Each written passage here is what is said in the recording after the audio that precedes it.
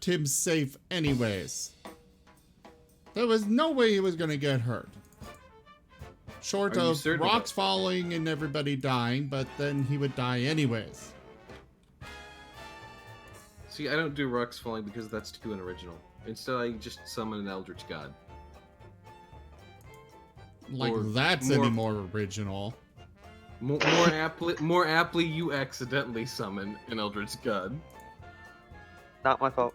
You see, it's original because it's done by doing some stupid mundane task, like turning on a faucet and washing your hands. Yeah, totally original.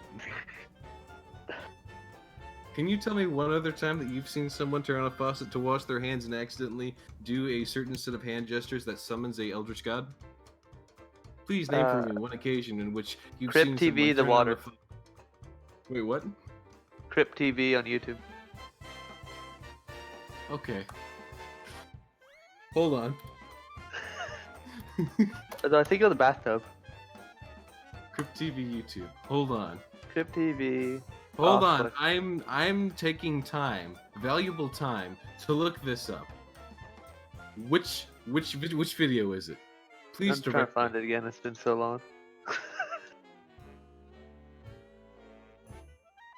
Half of these monsters just look stupid. It's an Is this like a corny comedic horror YouTube channel? Yes. Okay, gotcha.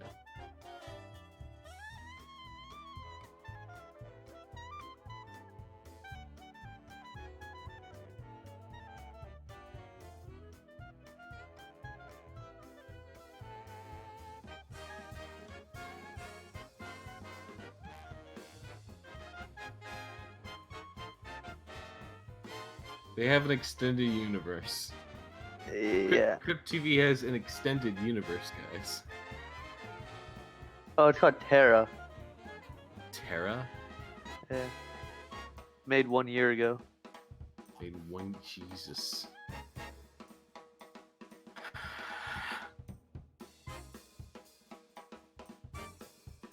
Yeah, it's a bathtub. I thought it's actually a hot tub. Go see. There's a lot of stuff from a year ago. Here we go. A water cycle. Go to 447. By the way, if you guys weren't aware, we are live. Oh no, I am more. That's part of the stick here. The stick. Oh no, it's 512 is when it comes out. There you go, Eldritch Water Demon thing. Okay, but the Eldritch Water Demon thing is summoned specifically. Okay, I see that. But it's summoned specifically by you washing your hands and accidentally doing the appropriate gesture to summon an Eldritch being. Does this happen at some point? I think so. Or does she just waste water? I think that's the way she done it. Anyways, let's go. Oh, hold on, I actually need to pull the stream up too. I was too busy looking at sorry, not VG Myths, that's something else. I was too busy looking at Crypt TV. I have too many tabs open altogether.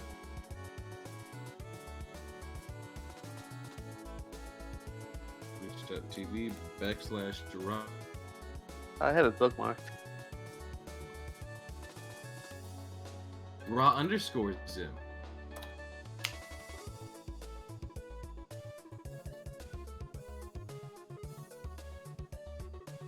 Oh, there we go.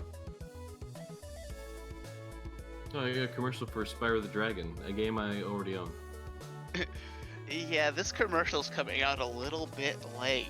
Just a bit. They just the game's been out a while. no. They just released it on the Switch. Oh, That's why it's okay. popping up. In fact, I just got my Switch edition yesterday. I'm surprised Sony and Nintendo are playing nice enough to do that. Oh, you see, it's because actually- Disney and Sony don't. No, it's because Sony doesn't actually own Spyro anymore. He's owned by Activision. Oh. But I believe they have some kind of agreement where Sony gets Spyro first, and then it can be released on others. Just like Crash Bandicoot. He was on PS4 first, and then he got released elsewhere. That's kind of cool. Yeah. You can argue with that. Oh, that's right. It's September now. My Humble Bundle is probably updated too.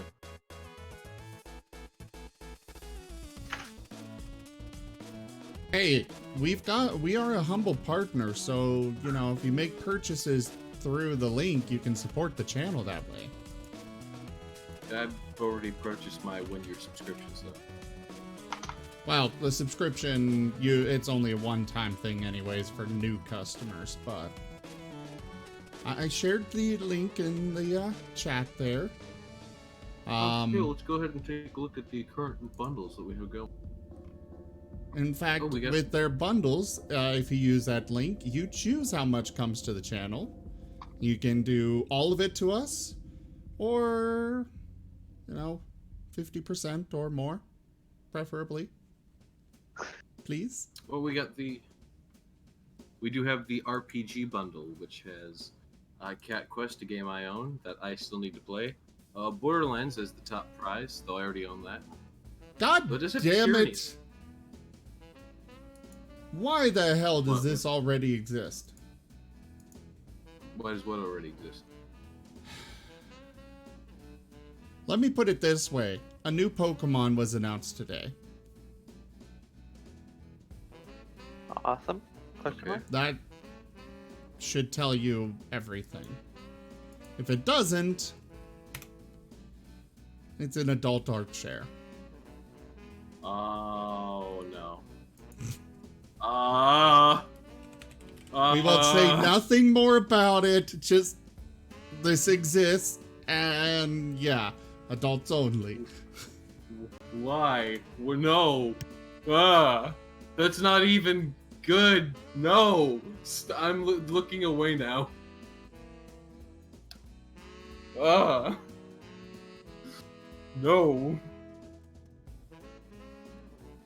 Yeah. You actively hurt me, Zim, by showing me these images, these cursed images. I have no idea what you're talking about.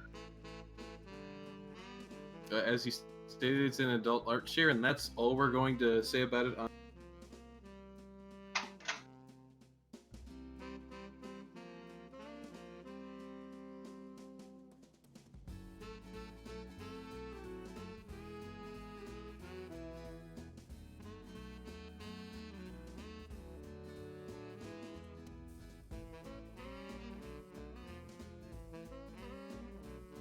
A Humble Bundle become a game developer bundle. That's cute.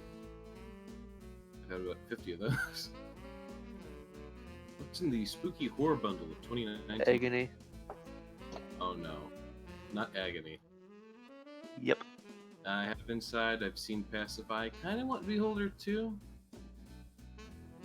See, that's the thing about Humble Bundle is that, like, if there's one thing, like, let's say it's pay $10 or more to also unlock, and you want one thing from the $10 or more, it's probably going to be worth getting literally everything else. Always. But, like, you're still buying the one game at a stupid discount more often than not.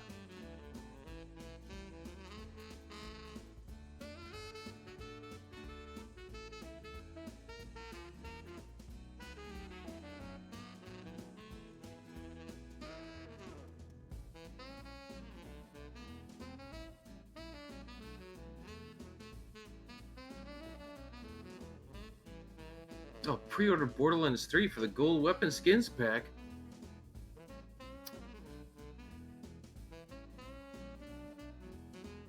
You see, I'm not going to do that because I've been disappointed before. Even though it is gold. And as many people know me, I have the code.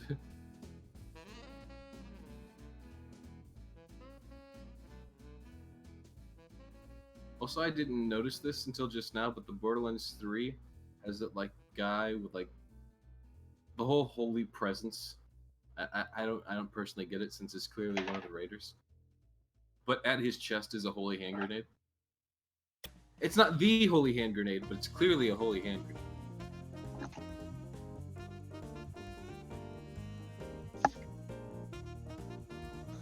It's Borderlands. Well, apparently we've got no questions for any of the characters. So I guess we'll get started. Alright. Sounds good. My stream was lagging, so I have to refresh it. But shouldn't be an issue since I need to actually focus on the game now. So, since we're all set and ready and good to go and all the sort, we'll go ahead and slap the map up for everyone to see. To get back to where we left off.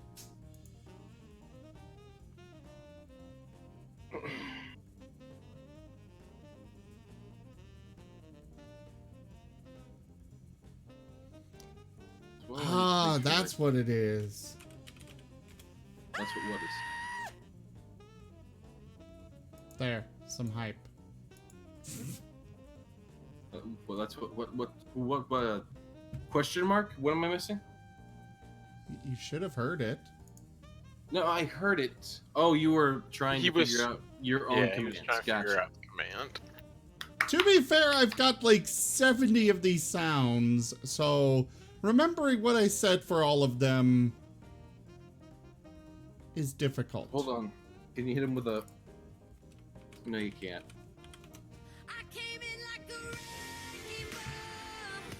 You can do that. Nice. I'm surprised that some of these aren't like copyright infringed or something. Anywho. I don't think you can copyright less than 30 seconds. Okay. I thought it was like less than 10 seconds. I thought it was way more strict. Either way, my max sound length for most of them is 7 seconds.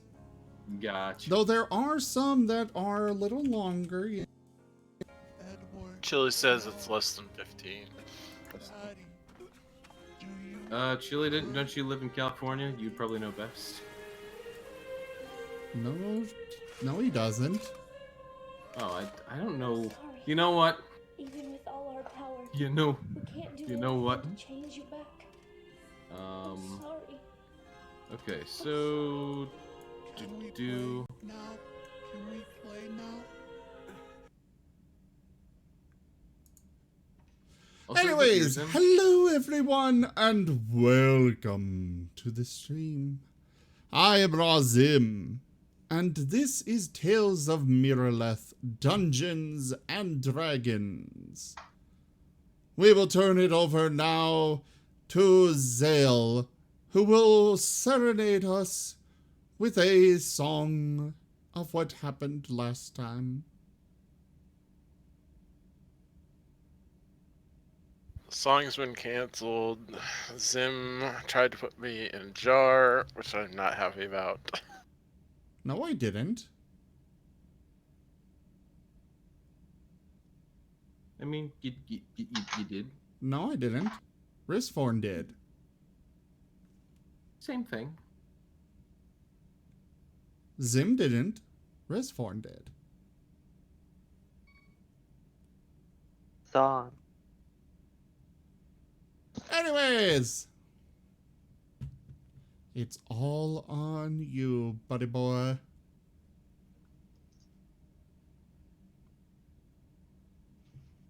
Anyway, passing it over to Gold King. Well, everybody, welcome to today's session of Tales of Miraleth. I am the GM, and as the GM, I always like to invite you, the audience, to join with us in the actual adventure itself, as you may join us in the world should you so choose. Should you choose to join us in our fabulous little D&D session and put yourself as one with the world, you would find yourself at a tavern. As many people had been coming to this tavern time and time again, sometimes for the first time, sometimes, with spotty attendance, sometimes with constant attendance. Like some of us who are chained and shackled to constantly return against our will Regardless, you're all there for one reason and one reason only, and that is to meet Moriarty McCann, the lovely soothsayer by song, as is shown by the card currently on the screen. Or was on the screen, it might have rotated by now. Delay. No, it's still there. Okay, lovely. Wristform's gonna throw some lightning at Moriarty. Okay, well, Riskforn is currently in a mansion approximately 150 miles away, I think? I could be wrong about that. So you're gonna need to give me a roll. You're going to need to at least roll 2 nat 20s in a row. You mean that isn't like a nat 100 that he has to pass? Basically. Nope. Actually, it's technically a natural 200. Yeah, no, you Well, there's one. You need to get them in a row. You need to get 2 in a row, by the way. All right, we'll just He keep did not manage rolling to get until two it in a row that time. happens. Okay, well, there's... There we go. Oh, you got 20. 2 20s in Yeah, a I row. got a 3. Oh my god. 2 20s in a row. Right there. Well, Two- Moriarty's 20s and getting that one is zapped. 20. okay, well, here's the problem. You've casted it 1, 2, 3, 4... I'm sorry. 1, 2, 3, 4, 5, 6... I don't think you have that many spell slots. Here's the thing. They're cantrips. Is it cantrip? Yes, electrifying bolt. Oh, okay. So Risforn continues to raise his hand at a 45-degree angle, constantly firing lightning at a singular point in the building that he's in, continuously firing lightning at a single point. His hand begins to burn. He takes about 5 points of HP damage by continuously shooting lightning. No, that's not how it works. I'm the DM. If I say that's how that works, that's how that works. Okay, he will keep doing it, and you said I take 5 points. I'll take 5 points, and Okay. you get zapped Okay, yeah, Moriarty does in fact get zapped a in long, the middle long of ways his away. song.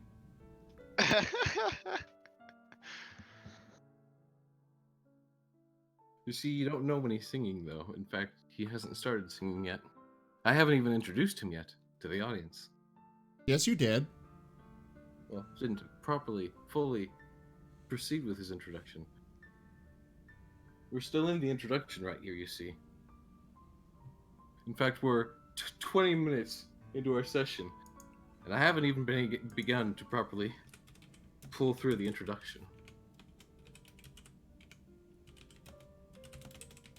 Okay.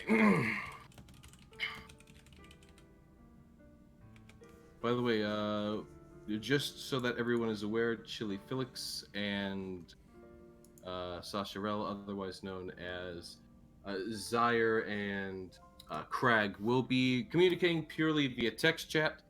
So make sure that you, the viewers, are watching the actual text chat there on the left for if they say anything, as they currently do not have microphones. I am going to share a little here. Yeah, go ahead. I was about to turn it over to you if you wanted to explain why. So their home was hit by a bus. Yeah, a bus ate the microphone. And a lot of their other possessions and such. They are going to be right now. They're physically safe and stuff, but they need help getting back on their feet. I will grab the link for their GoFundMe and put it in the chat. Also, right now, you can use coupon code LABOR19, LABOR19, for 20% off of merch. For 20% off of all merch. All profits from those are going to go to Fluffy and Rel to help them out. So, you know, I understand some people want some money, want something for their money, so this is what I can offer. Or you can directly donate to them through their GoFundMe, and just to help them out, please.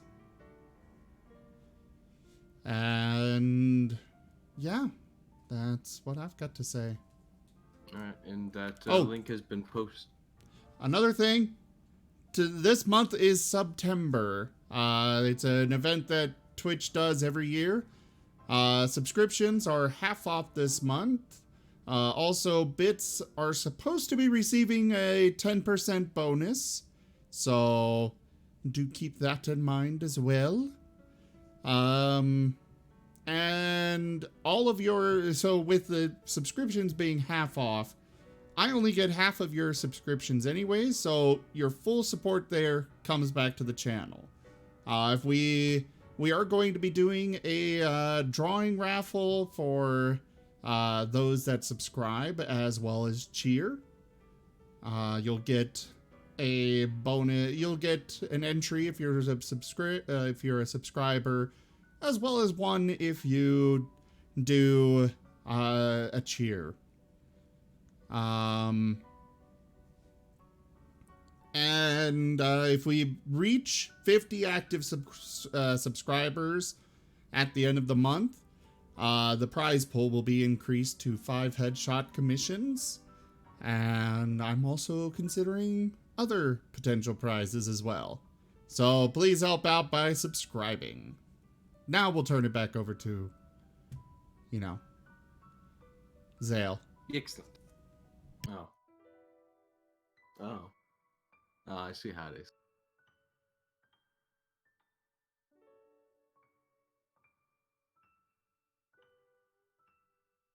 Zale. No. Let the awkward silence permeate. Zale. Wait, sorry. What's up? I turned it over to you. He wasn't listening during any of that. Stop it. Let the DM do his work. Turning it over to Gold. Okay. All right, Gold King. Apparently this falls to Zale. All right. So you, the individual who may or may not want to put yourself in this world, find yourself at a tavern with a lovely fox bard who's been spinning the tale of Miraleth ever since his debut here at this tavern. Whether you've been coming frequently or infrequently, you are welcomed to take some food, some drink, and to have a seat where he can continue the story, as he was somewhat interrupted during his previous story. He simply decides to continue with that, since I'm going to be honest here, I don't want to be terribly unoriginal and sing the same song 3 times in a row at the beginning of this stream. So we're going to just jump right into it. With the party sitting inside the library, they had recently spoken to the imp familiar of Astabar, the previous owner of this manor, who seemed to be a magician into all sorts of the arcane. Each room of this house being differently cursed or blessed in strange ways, which the party has continued to find and turn over for promises of treasure or arcane knowledge. Ristvorn was previously speaking with this imp in particular, having found out that the imp did not wish his return, but instead wished to live in the manor itself and sort of revel in its chaotic nature, finding it a rather suitable house for itself. As such, we may proceed as the imp sits on the table, sort of slouching forward just a bit in that sort of way that a peon such as itself would do, somewhat curiously looking around at the party. If I'm not mistaken, didn't we convince him to show us where the wand is so we could destroy it and not touch it? You did. Though the question remains if you wish to explore more of the manor before you go ahead and head straight to the wand, or if you would rather head straight to the wand itself. Well, I guess that all depends on which direction the wand is. I mean, we're obviously going to explore the other areas around here if they're, The imp would indicate that the On the way. wand is in the upstairs region, which you had decided you wanted to check last previously.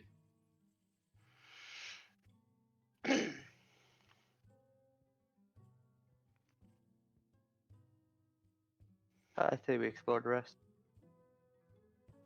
I mean, there's only, what, 2 more doors down this hallway? I mean, we might as well.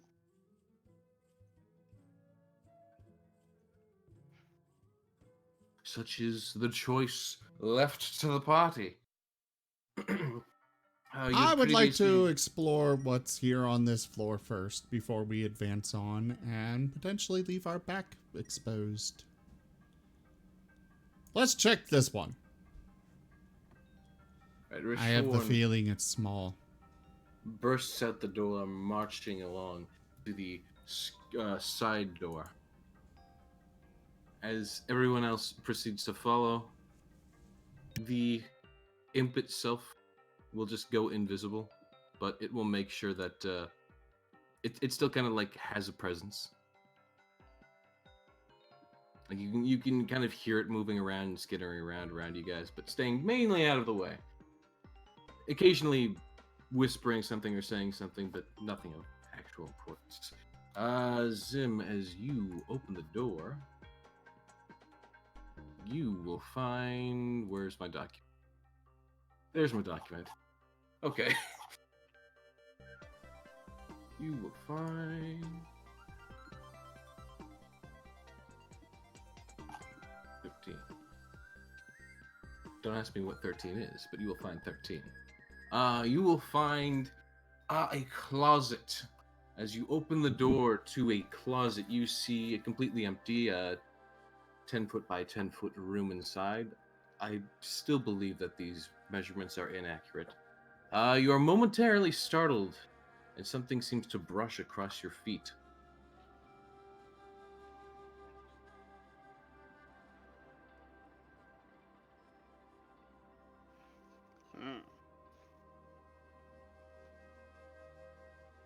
Yes, let me go ahead and, reveal this for you.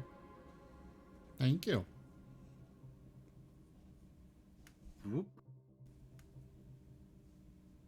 Congratulations, it's empty. Except something that ran past my feet. Yeah, something definitely just straight up brushed through your feet. And I assume looking down, I don't see anything. There's absolutely nothing there. Okay. Hey, imp! What was in here? The, imp kinda... Well, you can't tell this, but the imp is kind of like looking inside, kind of on the wall next to you. It says, nothing! There's nothing in there. Well, something brushed past my legs. He kind of glances down. What? Yeah, something brushed past my legs when I opened this. Okay. There was nothing in there. Zale! It's Where's Zale? Am I almost gonna step on him? Zale! Zale!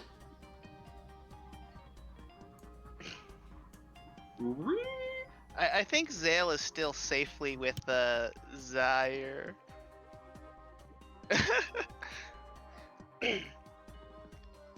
Zale. I'll tap Zaire on the shoulder and be like, maybe you should open that door across the way now, since I don't think any of us can see invisible things. Greg seems to be continuing behind the party, seeming somewhat dazed and confused, just to reiterate what's already popped up in chat. As he did seem to be moderately ill for a little bit. Zaire seems to have moved. I'm assuming I'm going to see something in chat here in a moment.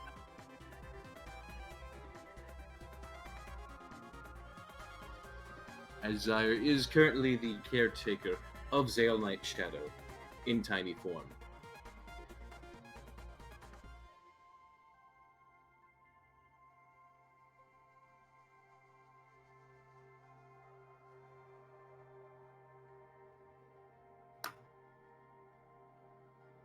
And I don't actually know if they're typing something or not. I just see that they guys, moved. if you are typing something, do it in Fantasy Grounds first off. But also, if you're gonna type something, just write out quickly typing. Send that so that way we'll at least know you're typing something. Right. I was literally about Actually, to suggest we do have a little notification. I forgot. Their icons in the upper left have a little speech bubble on them. Oh, do they? Oh, okay. So typing. Zaire is typing. Okay. So guys, we do apologize for the slowness of this. It should be resolved by next week, but you know, this is kind of an extreme circumstance, but I wanted Yeah, them we to can't still... exactly control a bus crashing through their apartment. Yeah. Zaire uses echolocation to check to see if another invisible creature has brushed up against her wrist. Oh yeah. Zaire, go ahead and give me a little perception check.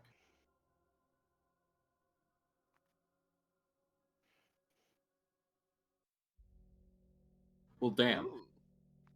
Zaire, you have you know, with that echolocation, you just kind of close your eyes and you have a sort of mental sonar that just scans over everything.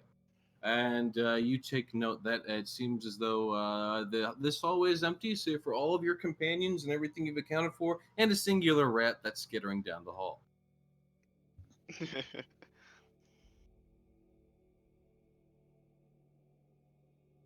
Otherwise, everything is perfectly empty.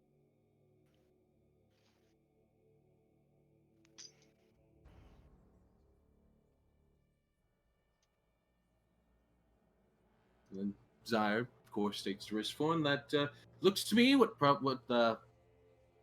touched you was probably a rat. The wrist form you've been informed that was probably a rat, according to Zaire. Oh, okay. If you trust her skills of deduction. Someone jumpy. Now we just need to open up the last door on this floor. Then we He can head is upstairs. concerned about Zale. Zale is tiny and he doesn't want to accidentally step on him. You don't want to do anything with the closet full of nothing? No. Investigation on the nothing. Wristform's gonna open the other door. Okay.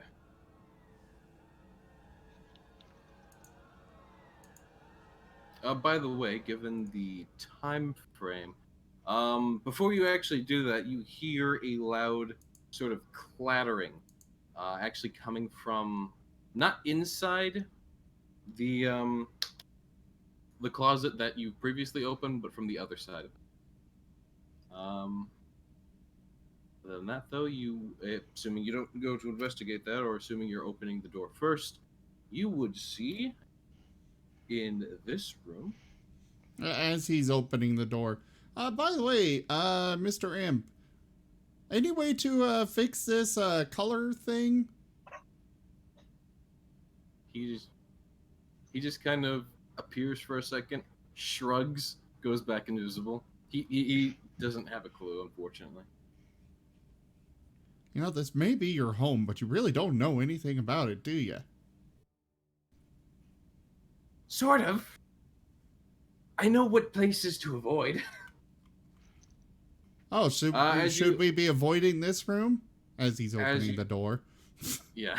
As you do open the door, you are open to a large bedroom that is adorned with a large four-post bed and a canopy curtain. The bed is set with crimson blankets and golden-colored pillows. There is also a large wooden dresser which appears to be made of cherry wood. Sitting on the dresser is a fine set of silver grooming items. Let me go ahead and Reveal that. You. Do. Everything's revealed. Okay.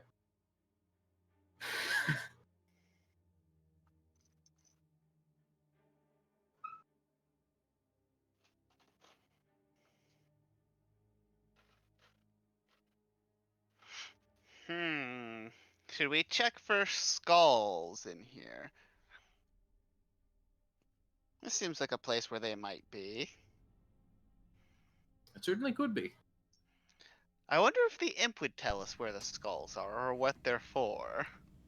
Or if I'm not sure he even knows anything about that. Well, there's only one way to find out. Graham will ask the imp about the skulls. Hey, you wouldn't happen to know what the skulls with the moon phases on them within runes are for, would you? He looks down to the rabbit wall, crawling across the ceiling. Yes, those were for a lock. A lock that the master made. I've never gotten them all together, and the poltergeists keep putting them around everywhere.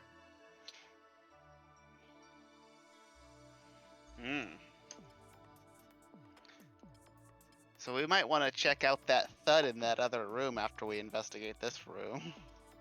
That'd be a pretty good idea. Yeah, this it just seems to be a simple bedroom. It's got some, valuable looking silver items on the main dresser. And the dresser itself doesn't look half bad. It's a very nice bed as well. Graham will root through some of the stuff and look for some. He finds nothing. Now, can you go ahead and move your token to wherever you're being placed? Alright. I guess here. Snowy will continue to sit on top of you.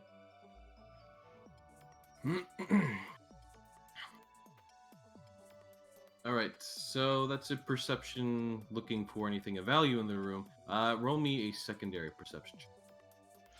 Alright, question. Does hearing have anything to do with this? Yes, actually. Alright.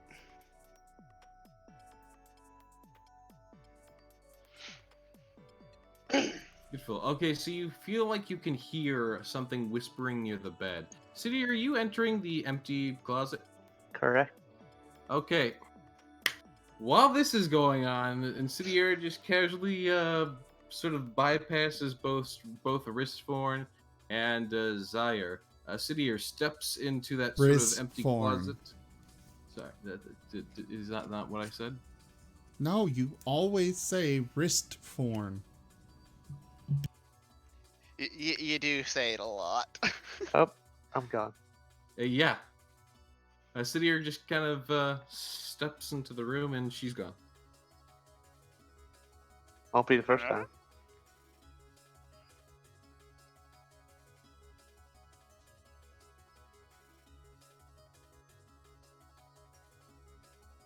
Cidier, you notice nothing different. Oh. Graham will poke his head out of the door and be like, guys, the bed is whispering.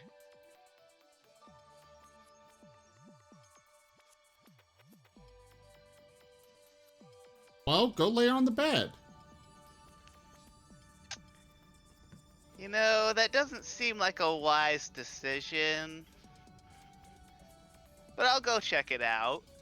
Graham will walk over here and then with his sword kind of pull the curtains open. As you pull the curtains open, you see just, the empty bed sitting there. The curtains. Do the whispers get louder? The whispers do seem to be a little bit louder, as you are now standing next to the bed. I would like to. How about if I look under the bed? Do I see anything? As you can go ahead and look under the bed. There's nothing there. It's kind of hard to see under the bed as it is hard to see under most beds. Though you're fairly confident, even with base perception, that there's not really anything under the bed. Maybe some dust bunnies, some really old relatives of yours, but nothing but the bed. Sidier, let me know if you make any other movements or anything so I can account for them, because I realize you probably can't see your token. Can I investigate the room? The room with the bed? The room I'm in. Sure. You may go ahead and do so. It's completely empty. It is empty. It is completely empty. Just an empty closet. There's nothing in there. There's nothing hanging up or about. There might be maybe a few cobwebs or something, but otherwise, there's nothing in there. Can I see everyone else normally, or did they... You can see everyone else. Like I said to you, nothing has changed. Everything is perfectly normal.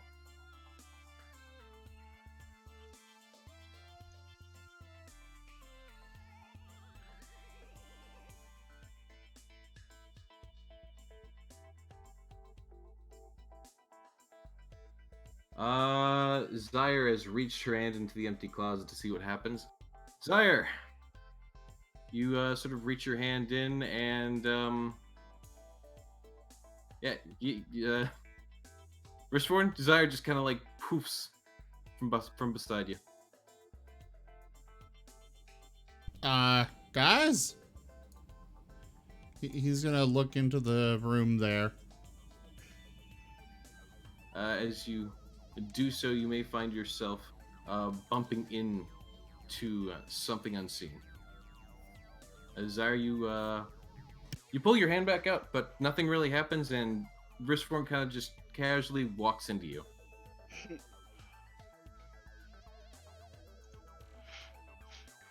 Graham looks out and notices there's a lot less people here than there used to be.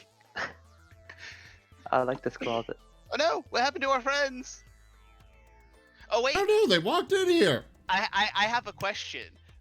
Because Zyre only put his hand in, is Zale still visible?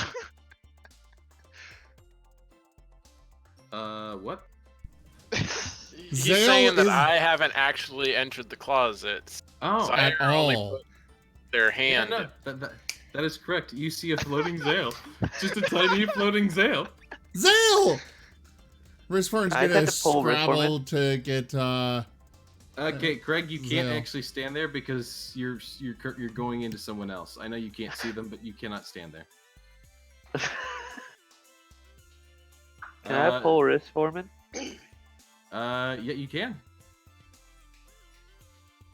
Wristform, you would feel as though you are being randomly grappled.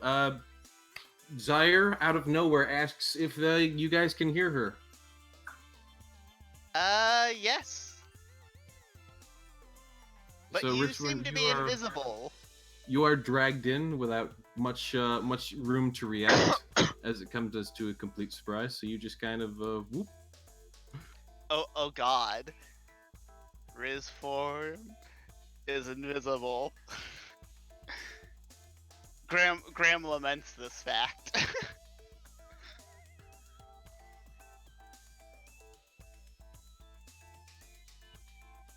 But we have Zale, who's kind of just kind of casually lounging in the air,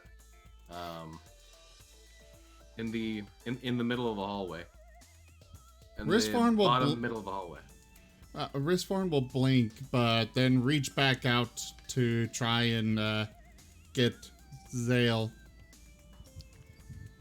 Zale, go Zale, to the room. I got you. You'll be safe. As you sort of move to grab Zale, you notice a flame spring out in the middle of the air, and it kind of just sits there and stays there. And you find that as you try to grab Zale, your hand is blocked by something. As Zyre, you feel that your shoulder kind of gets hit by the tip of fingertips that kind of hastily tries to grab through you, and basically just ends up not quite hitting you, but it's kind of irritating. as just a hand tries to push its way through you and utterly fails. Don't worry, Zale, I'll get you. Wristform's Just gonna leave Zale alone. grab the barrier and pull at it hard. Okay, let's give Zyre a chance to react, however, because Zyre does move a bit slower. Zyre, if you do have a reaction, go ahead and start typing it out. Otherwise, I will proceed. Okay, yeah, she started typing. Otherwise, we have Craig here, who's just been kind of casually like, oh, everyone's disappearing through this one door. Well, Gonna get trapped in this closet. but by the fact that Zale was floating in the air, Graham, and he could still hear them, and they were talking like nobody could see them, Graham put 2 and 2 together that they're invisible. Yep, it's not that hard to deduce at this point. Wristform's been distracted with trying to save his friend. Risforn, stop trying to mess with Zale. You're not helping him in any way, shape, or form. Zale gets up out of the pocket and heads into the invisibility closet. Okay, Zyre, Zale, as you grab and pull at the barrier, you hear Zyre say, "I'll keep the spell up so you can see where I am, and stop touching me." Before you're kind of just randomly whacked on your body. In fact, I'll go ahead and roll a dice as to where you are whacked. You get your shin whacked by a staff to try and push you back. Ow! Zale, I'll save you! As he's seeing Zale move, he's gonna try and grab Zale again. Craig, where are you exactly pushing his way out of the closet? Just so that I'm aware. You're putting it right there? If you're putting it right there, then the hood simply falls to the ground.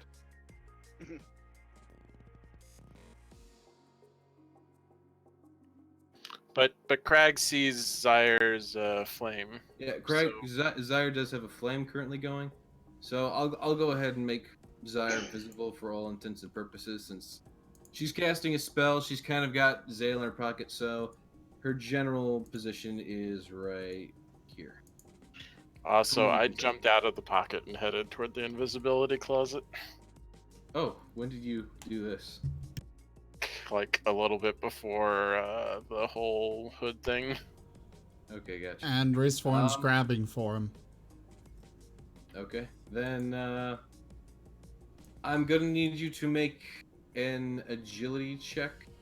Well, not agility. Agility isn't a thing. Acrobatics, probably. Acrobatics. Yeah, acrobatics at disadvantage. At disadvantage, because he can't see you at all. I already rolled terribly enough. That's true. But I'll roll again. No, not you at disadvantage. Craig at disadvantage. I'm sorry, not Craig. Zale at disadvantage. Because for one thing, Zale is tiny. For a second thing, Zale can't see you. Oh. So for him to be able to avoid you grabbing at him is going to be very difficult. Ha ha! And Rishforn, you pick him up. I will put him in I will push my way out of the closet and put him in the jar. Craig, you can see the hood on Zyre if you do put the actual hood on Zyre, or where you think Zyre is. Zale struggles and bites Wristforn on the thumb or whatever is closest. I would like to shoot the floating. Oh, wait, can I see? Is the jar invisible now? Probably. The jar would be invisible, yeah. The jar would be. But Zale is still visible, so you would still see me floating in midair. Now, important question: can we those of us that are invisible? Can we still see each other? No. Can we see ourselves? No. Okay. So the fact that I'm holding the jar already is the only reason why I even know where it is. Yes. Assuming you entered with the jar and took very well note as to where the jar was on your person. So Zale, you're picked up, and Rishforn proceeds to push or slide or whatever past Crag and Zyre. Crag and Zyre, you're kind of jostled to the side as Rishforn skitters his way out into the middle of the hall. And proceeds to put Zale in a jar, question mark? Yes, Rusforn's putting Zale in the jar. Okay. Zale, you've been placed inside of a glass jar. At least you think it's a Did glass you not jar. hear me say I was biting him? Okay, he's Rusforn's still going to be pushing through to get him in the jar. Risford, you're being a terrible person. Stop doing this to Zale. He doesn't like it. Trying to keep him safe. Graham, Are you trying to put him in that jar again? Because that's not helping him. Graham, you literally just see, you guys do see where Zale is because he didn't successfully get into the closet. He's still visible. You see him, kind of fighting against the air, biting at the air, and eventually being dropping half an inch before falling on his back into an invisible container of some sort. Of course, you already know it's the jar. Everyone here knows it's the jar. Graham is going to sigh, very, very upset. Like, can we investigate this bed, please? Oh, good idea. Risforn's gonna go in there, pull out a knife, and what material are the curtains made out of? Probably something like silk. Probably something that's cuttable. He's gonna cut off a nice chunk of it. Definitely quite a bit larger than Zale, but that way he can stuff it into the jar. Make a nice little, at least give Zale some comfort while he's in there, you know? Are you making a terrarium for him? Why not? Wait, what did you put in the jar? I cut off a piece of the curtain from the bed and put it in the jar. Oh, okay. Cute. At the same time, Zyre has stated that she is going to go and find some flour in the kitchen to cover herself so that you guys can see her better. Craig seems to have nodded and was saying that he was going to go to find flour, but then he says, never mind, and just goes into the bedroom. Can I come into the bedroom too? Sadir, you may go ahead and do so if you do not want to join Zyre as the flame kind of makes its way down the hall. It would kind of stumble into Ristforn, both Zyre and Ristforn. Give me an acrobatics check not to fall prone while walking through each other.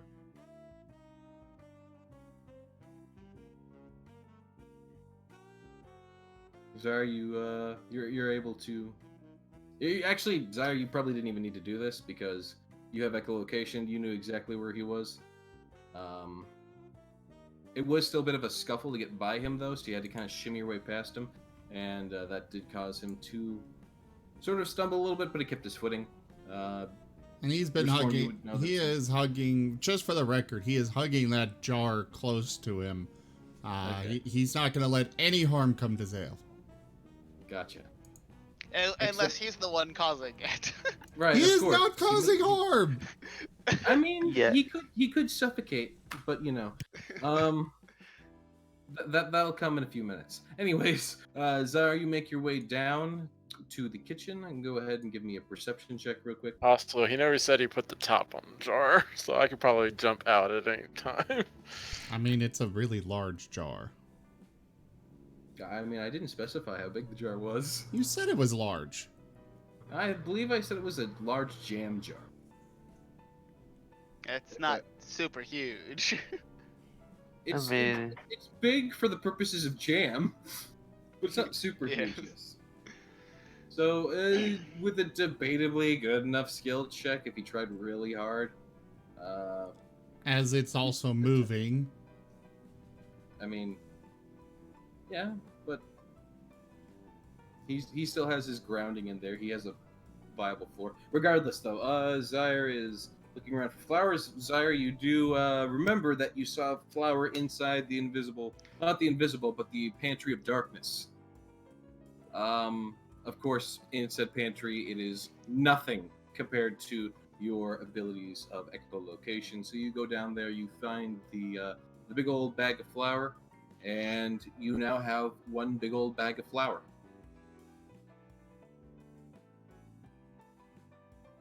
Sidier, you're entering the room with the bed, correct? Correct. And Craig has done so as well. Sidier and Craig, roll me perception checks. I mean, I did tell them about the whispering, so. Yes, you did. This is... They're going to hear the whispering, but this is to notice something more about the whispering, which they don't seem to be able to do so at the current moment. Would I have heard anything whenever I was like right next to the bed? Would I have been able to actually like understand what the whispers were saying? Not quite. I think Can I your move the perception bed? check. What? Can I move the bed? You may go ahead and try to move the bed, yes, but let me just... Yeah, your perception check, while being incredibly good, you're not quite able to make out what they're saying just yet. So as you go to move the bed kind of like starts to against the wooden floors as you simply pull on it. You guys see Zyre walk into the room, just covered in white flour. Hi, Zyre. Zyre dumps some flour onto the back of Sidier, kind of revealing the back of her as she is kind of trying to tug on one of the large posts to move the bed. At first, you can only see her back, but she just kind of starts to just generally pat down more flour here and there. And I think Zyre just flower bombs this whole room. I would assume she would do it with more tact than that, as to not waste all of the flour. Yeah, I mean, Zyre has the echolocation, so Zyre is quite aware of where everyone is. Yeah, so Zyre would be able to properly and fully reveal Sidier by that nature. And Raceforn is putting the lid back on the jar after he gets the blanket tent before he can get it on. Zale starts pushing up against the top. You're not actually quite tall enough for that, Zale, in your current form. You have a chance to get up, but it's via acrobatics nature rather than strength.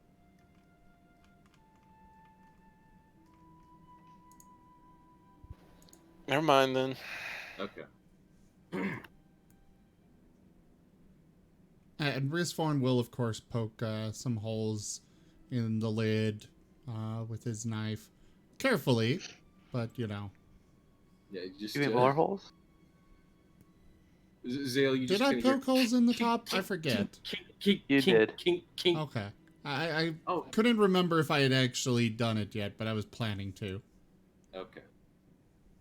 One way or another, you just kind of see the texture like indent in as knife goes to lid to make small holes. It's kind of terrifying from your perspective. He's careful.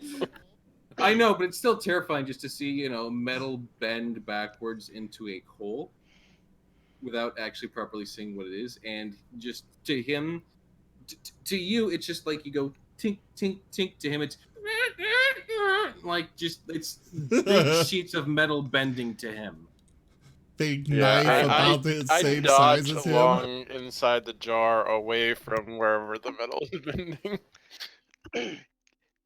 Graham just kind of face palms and his paw just drags down his face, and as his ears droop, like, "Why, Raceforn?" Can I pat some flour onto Graham? You wouldn't really be able to tell. He's already white. I mean, yeah, basically. Aizen is still fully visible. There's really no reason to do so, but you can. Raceforn, you do notice a pale white bat walking towards you with a big old thing of flour. Before she kind of like walks over to you and as a whole bunch of flour is poured over your head while you're busy knifing at the jar. The jar is subsequently covered as well. I'm not doing it because I had already done it. Okay. Regardless, the jar would be subsequently covered, and Zale, you will be left in a shadow of darkness. Risforn will clean it off, wipe it off. Oh wait, you probably want some food. He's gonna pull out one of his rations and break it up into. Usually it comes with some bread, you know. Now he's gonna crumble up the jerky and open the lid just enough to push it in the little pieces, and then close it back up again. You try and like feed in through a few little pieces of jerky. Zale, to you, these pieces of jerky are like massive pieces of really dry steak, but nonetheless, turkey steak. If turkey steak could be a thing. This is turkey jerky, by the way. I don't know why I decided to make it turkey jerky. It just is. Cheese sandwich. Because you're evil. I am. Zale plots Risforn's death. Okay, Graham puts Snowy on the bed and has Snowy relay any conditions or information to him. Okay, yeah, cool. Like if his mind is slowly slipping away into madness. Right, Or something. I would like everyone to. So this is going to be a rather interesting request. I'm actually going to have to PM you all for this. So this is actually going to take a moment. Wait, what now? I'm going to need to private message Zaire, Sidir, and Crag. Oh no. Zale's sound died. But I'll just need to PM the three of you real quick. Quick question. And hopefully. Here we go. Chili, no.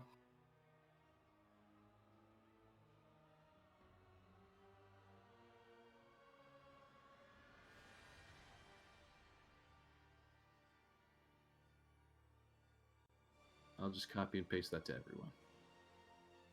Yeah, that's what's going on for everyone who's not currently aware.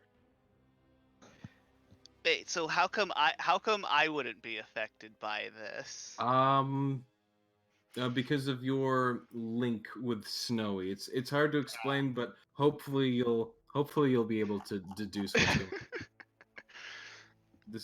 The whole purpose of the bed is supposed to be a bit of a mystery, and since you're the one in charge of investigating it.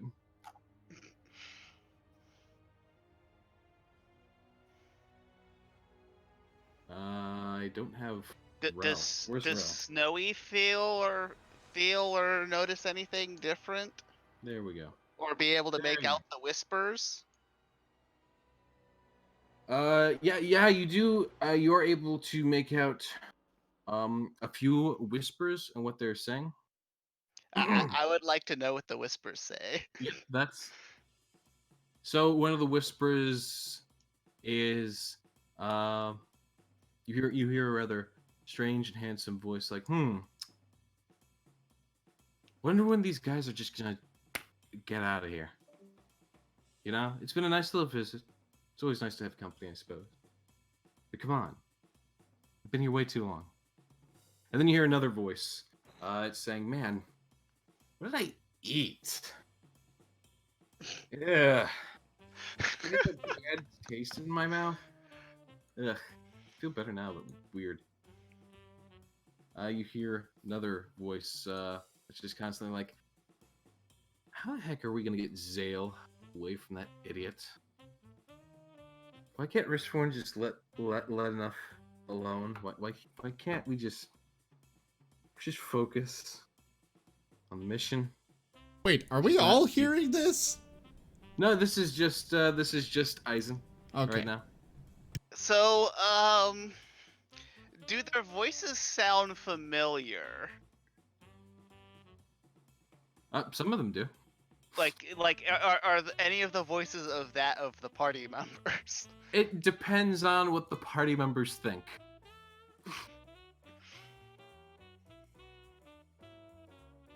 You would hear someone thinking, "Man, this flower's itchy." Hang on. I Itch. might be able to roll something for this. Okay. It might not work out too well, but insight Okay. to see if I can tell if the voices I'm hearing are the voices of the party members. Ah. And like just kind of like looking around to seeing like if some of these thoughts match up with their facial expressions and stuff like that, or if I can like discern voices and stuff like that as. Okay, apparently one of them, which I guess I should have been more clear, was specifically thinking in Nolish. So, I don't know if that tips you off a little bit more. Guys, I think this bed is letting Snowy read minds. It's very weird and disorienting. Graham will pick up Snowy and leave. As you pick up Snowy, the clear communication of what other people are thinking, what a general area is thinking, dissipates, and you're left with the constant flowing whispers of the bed as they continue to gently permeate from the bed, of course. Well, now that we've accomplished everything here, I think it's time to go back to the room where the closet, where the banging was happening, and the way up to the 3rd floor is, and move on with our lives. You say to 3 of your party members who are now white as flour, or debatably snow. Risforn's very intrigued by this idea. He's gonna go examine the bed very closely to try and find the source of this. Alright, you may go ahead and do so. Graham makes his way down over here. Okay, it did go through. I'm like, I got an 18. Why isn't it posting? I saw it like on the edge of both 4 and 18. I was like, oh, what did he get? Like, did the dice land on its head? You can tell that, much like everything else in this place, the actual aura,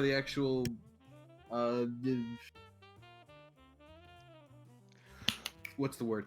The actual source of this magic that seems to be doing this is not the bed itself, but rather something else.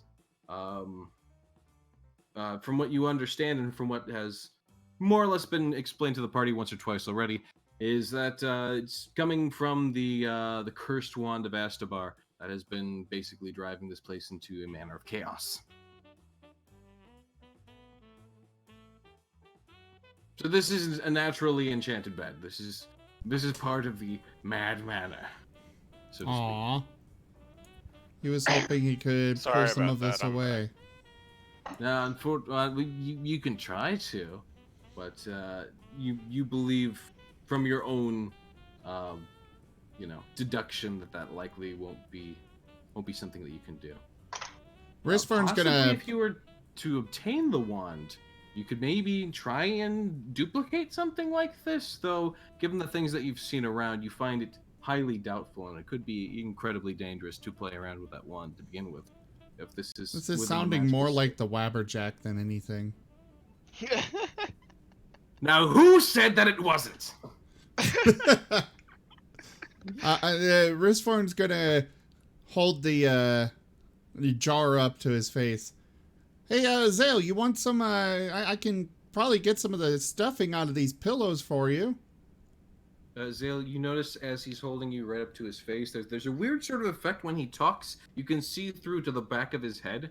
You don't see his teeth, you don't see his mouth. You just see straight through to the back of his head, which is also just white. It's kind of jarring. Okay. Nice pun there. Zale double flicks off Risforn. Why are you being like this? I'm just trying to help.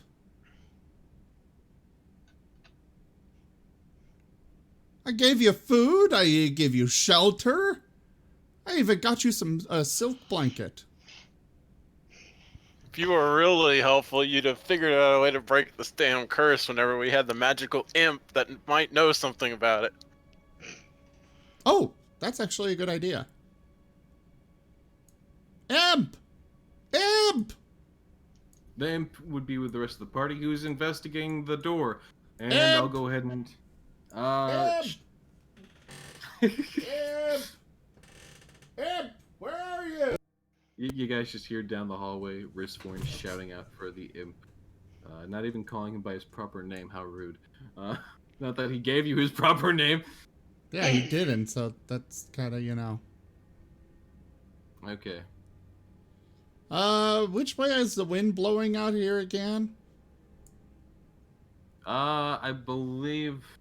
Oh yeah, the wind is blowing, I believe, both left and right. So basically, it's blowing either way away from the hallway you're currently in.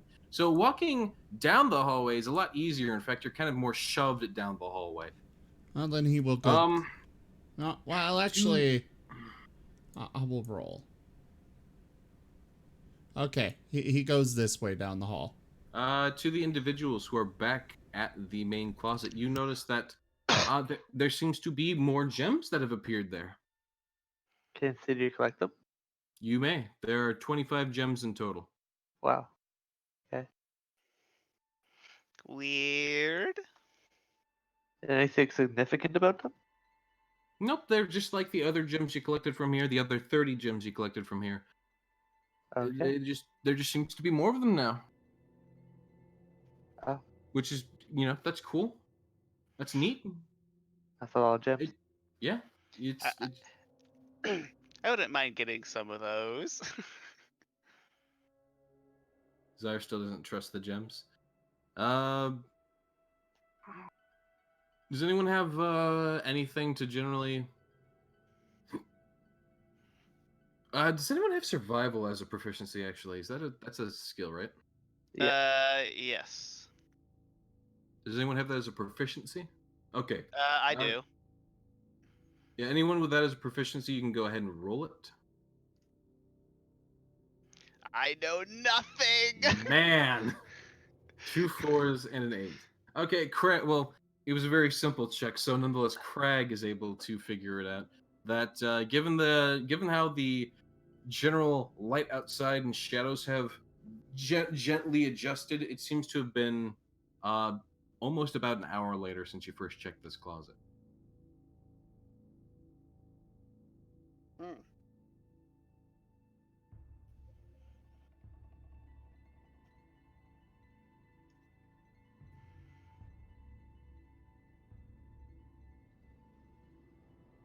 That's all you deduce. There's nothing else of significant. You don't find anything about the gems. The gems are still just gems. You can investigate the gem if you really wanted to. They're not giving off anything magical. Well, Yeah, Craig, you still would know because you were technically with the party during all of this. Technically, even though you were sick and just basically of no help to the party, you were still technically with the party for. You guys investigate the gems. You both come to the conclusion that these are just normal gems. Normal gems. They're not actually really anything that special as far as gems go. They're not like diamonds or sapphires or rubies or anything like that. They're like kind of basic gems. You'd almost think that they're quartz, but you can tell that they're at least of value somewhat. They're gems, from what you can tell. well, Graham will start heading up to the 3rd floor now. Okay, Graham kind of gets up on the bed and bounces a few times to pop on up back to the 3rd floor. He's a rabbit. He jumps good. Right.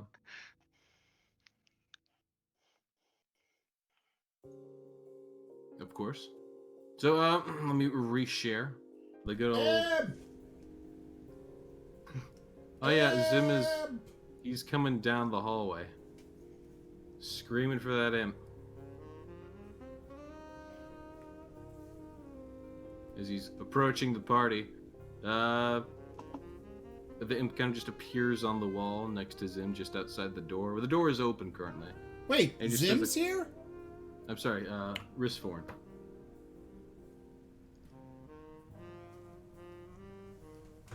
Oh, there you are. Can I break this cursed thing that's on, Zale? And he'll kind of just hold up the jar. He kind of cocks his head to one side and gives a soft hum. Maybe if you break the wand. Wait. Yeah, yes. He seems to, like, be drawn back at that idea now. But then kind of, like, tilts his head to one side or the other. Maybe the wand can help. I don't know.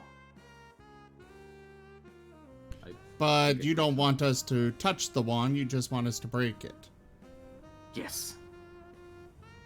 It'll bring him But- back. Don't bring him back. So breaking it might help him, using it might help him, but you want us to break it. I was never allowed to touch the wand, okay? Oh, And now that he's gone, I'm not going to. After all this, he says, kind of just gesturing around to the house. Risfern's gonna hold up the jar again. So, well, you heard him, Zale. What do you want to do here? Well, I can't do any good in this form, and you're being a jerk. So yes, break the damn wand. But he's not sure if breaking it will break this curse thing on you. It's the only thing we've got to go on. And how am I being a jerk? The imp continues to skitter back into the room with everyone else as Zale Zimar just argues to- points at the jerky. What is wrong with that?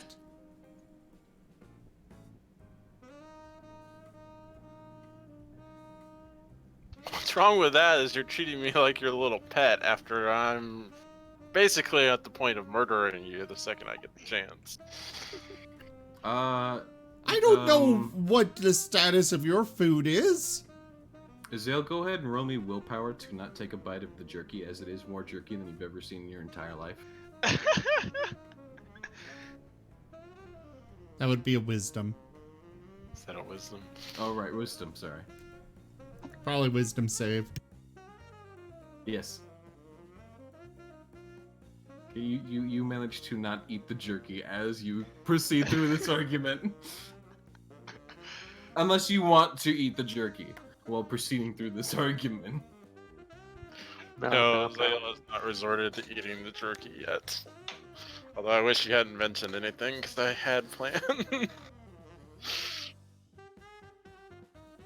Wasn't trying to treat you bad. I just wanted to keep you safe.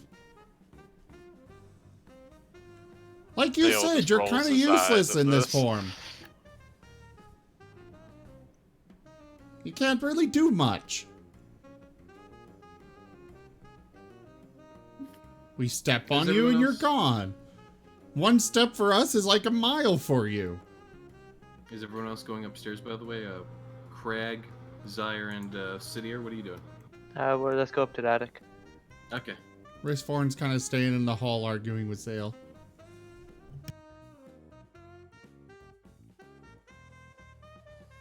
You're there. Oh, that's right. I actually need to pull up your combat tracker. That's not the combat tracker. Pull up your combat tracker. There's the combat tracker. Sidier and Graham are at least upstairs.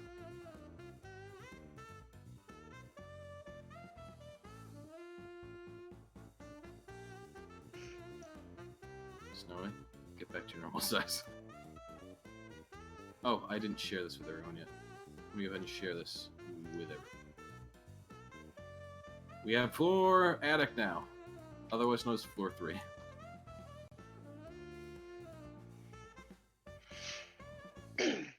Well, Graham will come over here. open this door and let Snowy investigate. All right. Before And you do Snowy that, is invisible. before you do that, I'm gonna go ahead and let the rest of the party figure out what's going on. Zyre walks up towards Wristforn, I believe, and says, "I think Zale was fine with me. You do constantly throw lightning at him. It's no mystery why he doesn't like you." Craig stands behind to guard his arguing allies. Oh, and it looks like Zyre just kind of walks off after saying that. From what I can Zale understand. points out that he did prefer being with Sire. Brisforn will look genuinely hurt by this and just kind of push the jar to Crag, who's still there, before proceeding up to the 3rd floor. Okay. Zale kind of goes to Crag, "I always wanted to ride a bear." Are you insinuating something there? Are you insinuating something, Zale?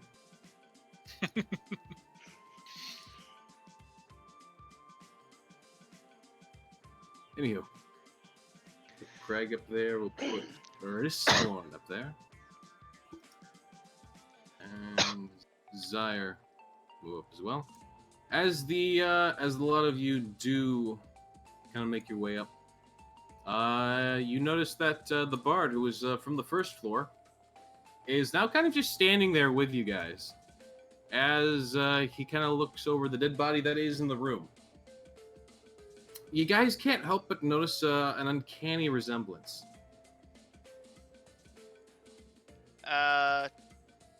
For the body? Yes, the dead body that's kind of just slumped over in the room. Was that here before? Yes, it was. I had emoted it previously, though I was waiting for the rest of the party to get up here. Craig picks up the jar with some fumbling, letting out the wolf onto his shoulder. "You can ride Kai home if word don't fix you. If we don't fix you."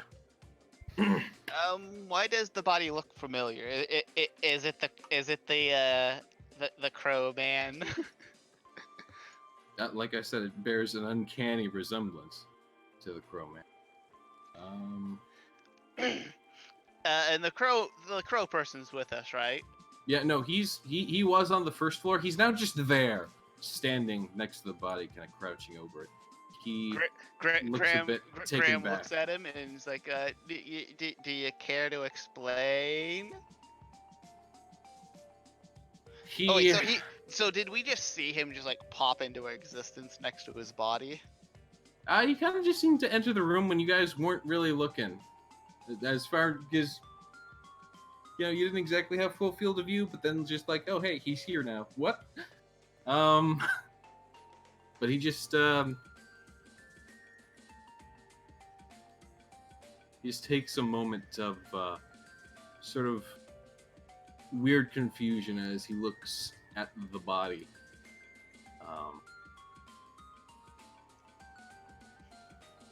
He seems to grow a bit more solemn as he sort of sits down beside the body, which becomes increasingly more obvious that this is, in fact, most likely his body, as more observation between the two of them shows so many similarities. He then slowly begins I'm to guessing speak. you're one of the poltergeists then? He then slowly begins to speak. "I'm sorry. I did not intentionally deceive you. It wasn't until this very moment that I realized I was actually dead. I and 2 other adventurers came to this place a year ago. We had found all but one skull and decided to split up the search. I found it here, in this room, sitting on the table," he says, gesturing over with a feathered finger towards the single table that is in this room. "Though that creature," he says, squinting towards the imp that the party has made friends with, "it attacked me. poisoned me with its tail, and I guess I never made it out. Friends, they never came for me. I've been doomed to repeat these missteps ever since. Each and every night I keep going to the inn looking for those who would help me end the madness of this place. So I could just rest. I'm sorry. I should go no further than this. I would like to ask that you please put an end to this.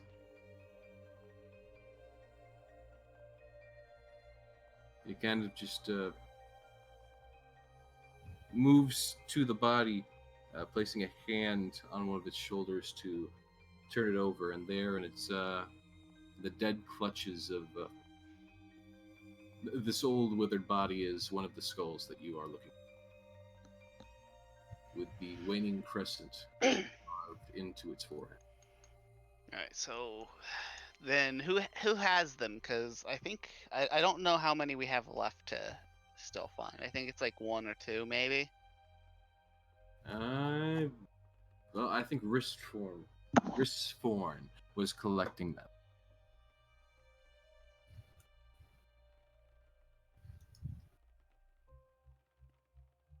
I believe you might have all of them.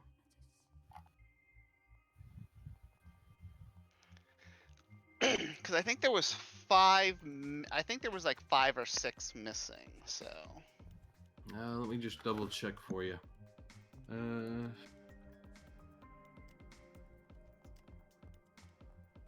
There was 7 missing.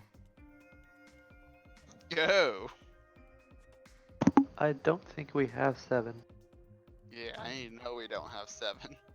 Uh, Because I know there was 1 already like in its position on the table. So. yes. And then there would be 7 outside of that. Let me just check. You got that one? That's check. 2.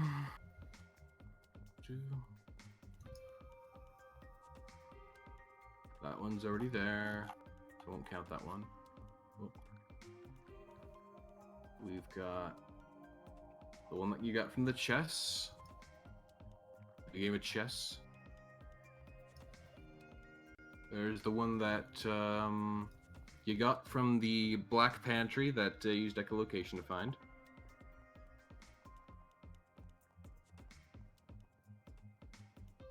There was one in the room, in the metal box from the room where Zale and friends became tiny.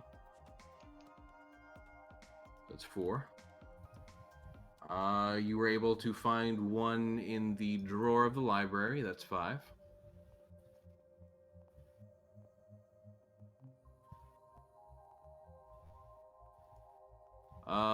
You had found one in the bathroom where you fought the frog. So that's 6. And now this you will have... make 7. Yep, so you have them all. You do have all the skulls. Should we go back down to the first floor and put and arrange these all in order? Because this might be how we unlock. Because I'm pretty sure that there might be some kind of lock before we get to the wand. This might be the way to do that. Sounds And about regardless, whatever it unlocks, it probably won't hurt us. Probably. I like this reasoning. Alright, so does the party proceed back down to the first floor to try and solve the oh-so-difficult puzzle of the skulls? Yeah. Alright, then let me go ahead and switch the map once again. Didn't the crow agree to put him in for us? Well, he did, but now he's kind of by his body. Fair enough.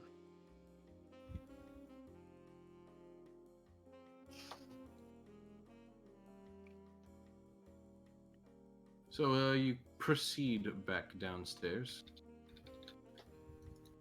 Hey, everybody. Guess what time it is?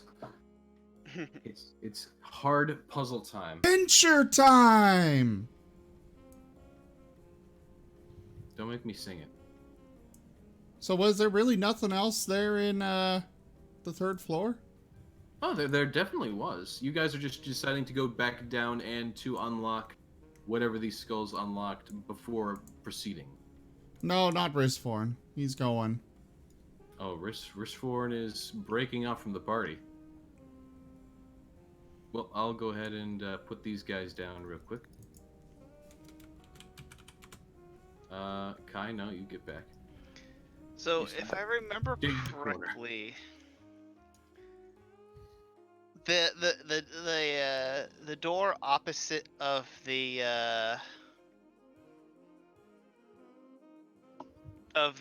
servants' dining room was the full moon, and the one closest, like the middle one on the door, was the 3rd quarter. I'm sorry, say again? I was saying that the picture of the full moon was opposite of the servants area, That is correct. and the 3rd quarter, the one with the rune with the 3rd quarter was the middle one closest to the door to the hallway. Let me just confirm that. Boo. Go through. Yeah, each one has a rune carved into its forehead. The skulls must be placed in the bodies. Yeah, so each skeleton is a large plate dome covered. The table is also adorned by fine cutlery. On the south walls, right. Hold on. Where's the part that says? Okay. Right. The first under the 8th is one of the is rune. Carved into bone on its forehead. Yes, that is the 3rd quarter moon, and it is on the in the bottom middle of the table. Alrighty, right.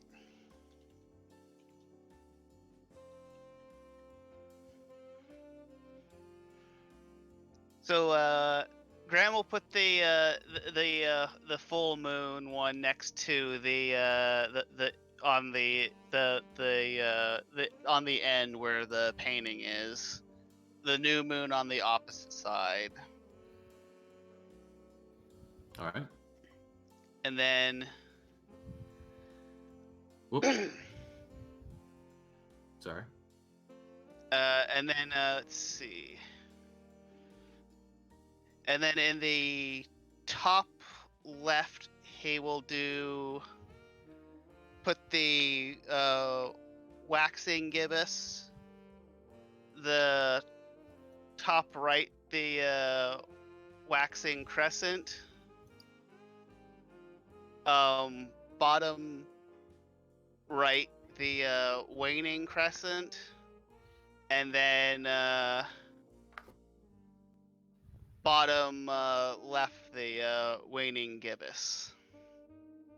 All right, that sounds approximately correct to me. And as you would proceed to do so, can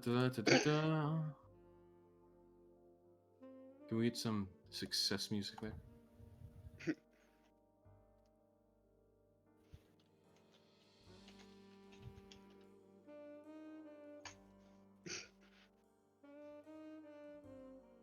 Once all of the skulls Why are isn't it actually playing?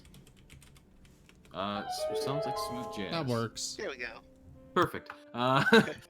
Once all of these skulls are set into place, the symbols on their foreheads will illuminate, and the painting of the moon on the south wall will cycle through the moon phases, slowly waxing full and waning back to dark nothing again. Going back and forth through this cycle once or twice before slowly stopping on the black new moon, which is basically just a blank sky, dark night. In fact, the moon is now so black and dark that you notice that it's not even there anymore. It's a complete opening into a secret compartment. Ooh. Graham will walk over there and investigate it. since he's already there and having placed the skulls. Right. Inside, you can see a small trove of riches.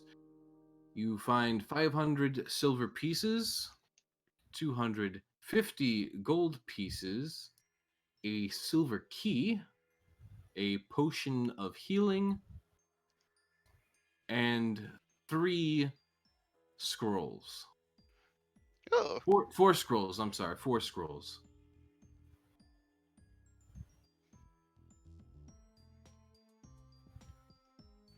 Let's see, 250 divided by, what is it? 6 people? Isn't it 7?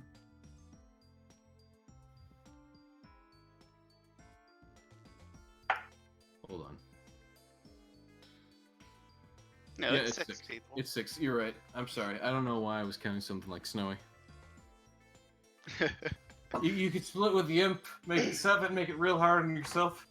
Because 7 is just a wonderful number for division.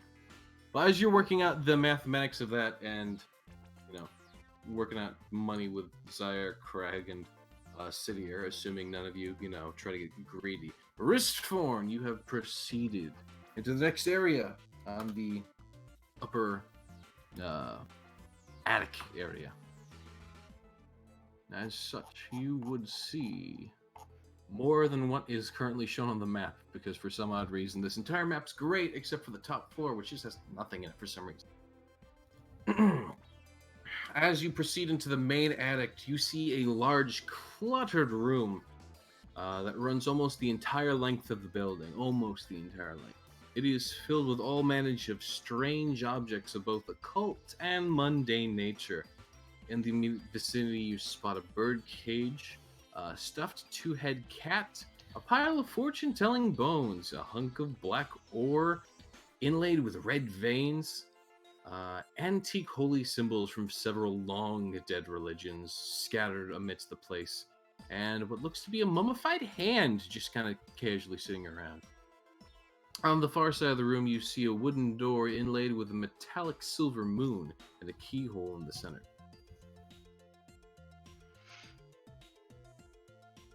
Well, that sucked, but I was going to start investigating for anything magical in here.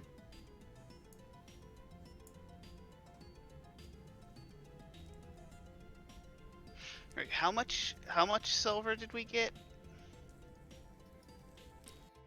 That he can just put it in the party sheet and then automatically split it between us.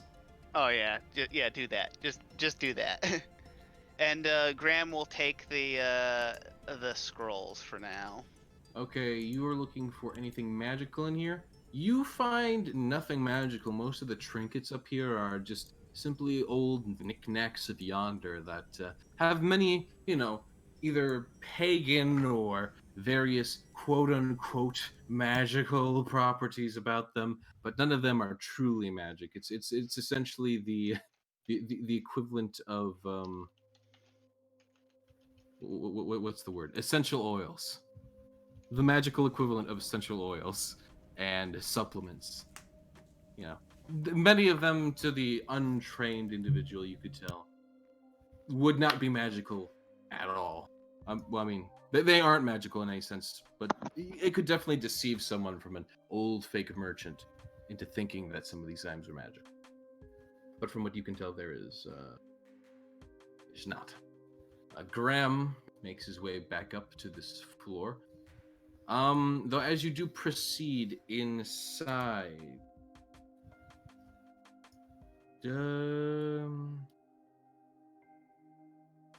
give me a wisdom check. I think it's a wisdom check. It doesn't actually specifically say. Who? Me or?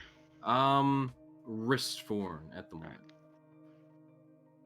Okay. Wristforn, as you are moving through here, you do feel strangely slower. But otherwise, doesn't feel. You just feel kind of sluggish, so to speak. It's nothing terrible. You just don't feel as peppy as you once were. especially now since you seem to have fully come to terms with Zale actually and actively hating you.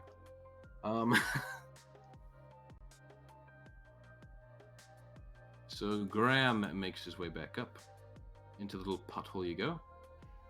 With your rabbit companion, Snowy.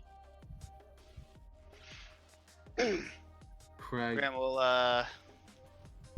Risforn will just keep going through, not finding walk in anything, here. and go through this, or try to go through this door. That door is, of course, locked with that magical silver moon crescent lock. Did I Graham find is- that? Did I find that key in the? In the painting, yes. Okay. You, like I said, there was a silver key in there along with 4 scrolls. Graham, as you enter, make me a wisdom saving throw as well. This will end well. Or it will. Yeah, it will. You feel like your normal pepper chippy self, moving at the same speed as everything else. Craig has proceeded upstairs as well, it seems. Hey, Grisborn, I found a key. We'll follow. Okay, Sidier and Zyre also followed back up. I didn't see that at first. There you are, Sidier. There you are, Zyre. If you guys are moving into the main attic space, roll me wisdom saves. Zyre, you're good. Sidier, you're good. Craig, I doubt. Oof! Natural 1. Crag's wisdom saving modifier is better than mine. You would notice that Craig seems to be lagging behind the party as he looks over these old relics. And some of them almost being somewhat familiar to him and somewhat,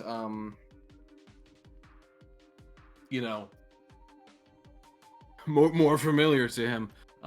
He seems almost saddened by them seeming to be discarded in this attic that has other items that are clearly non-magical and simple relics of the past.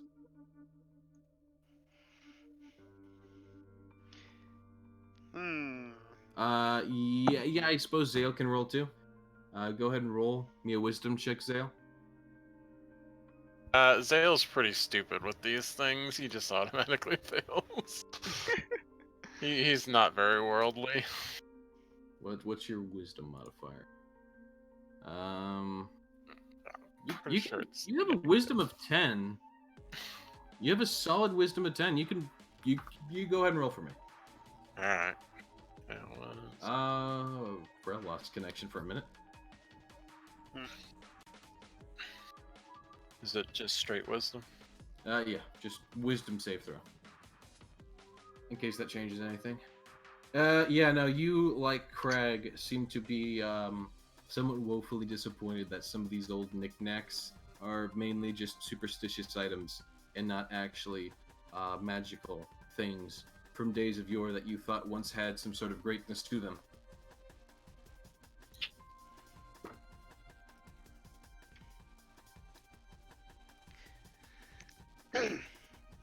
Well, Graham will take out the key and be like, "Hey, Risforn, I got the key. I kind of figured this might happen."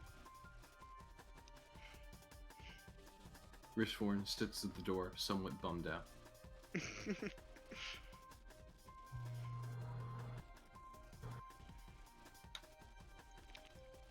Risforn will wordlessly just step to the side.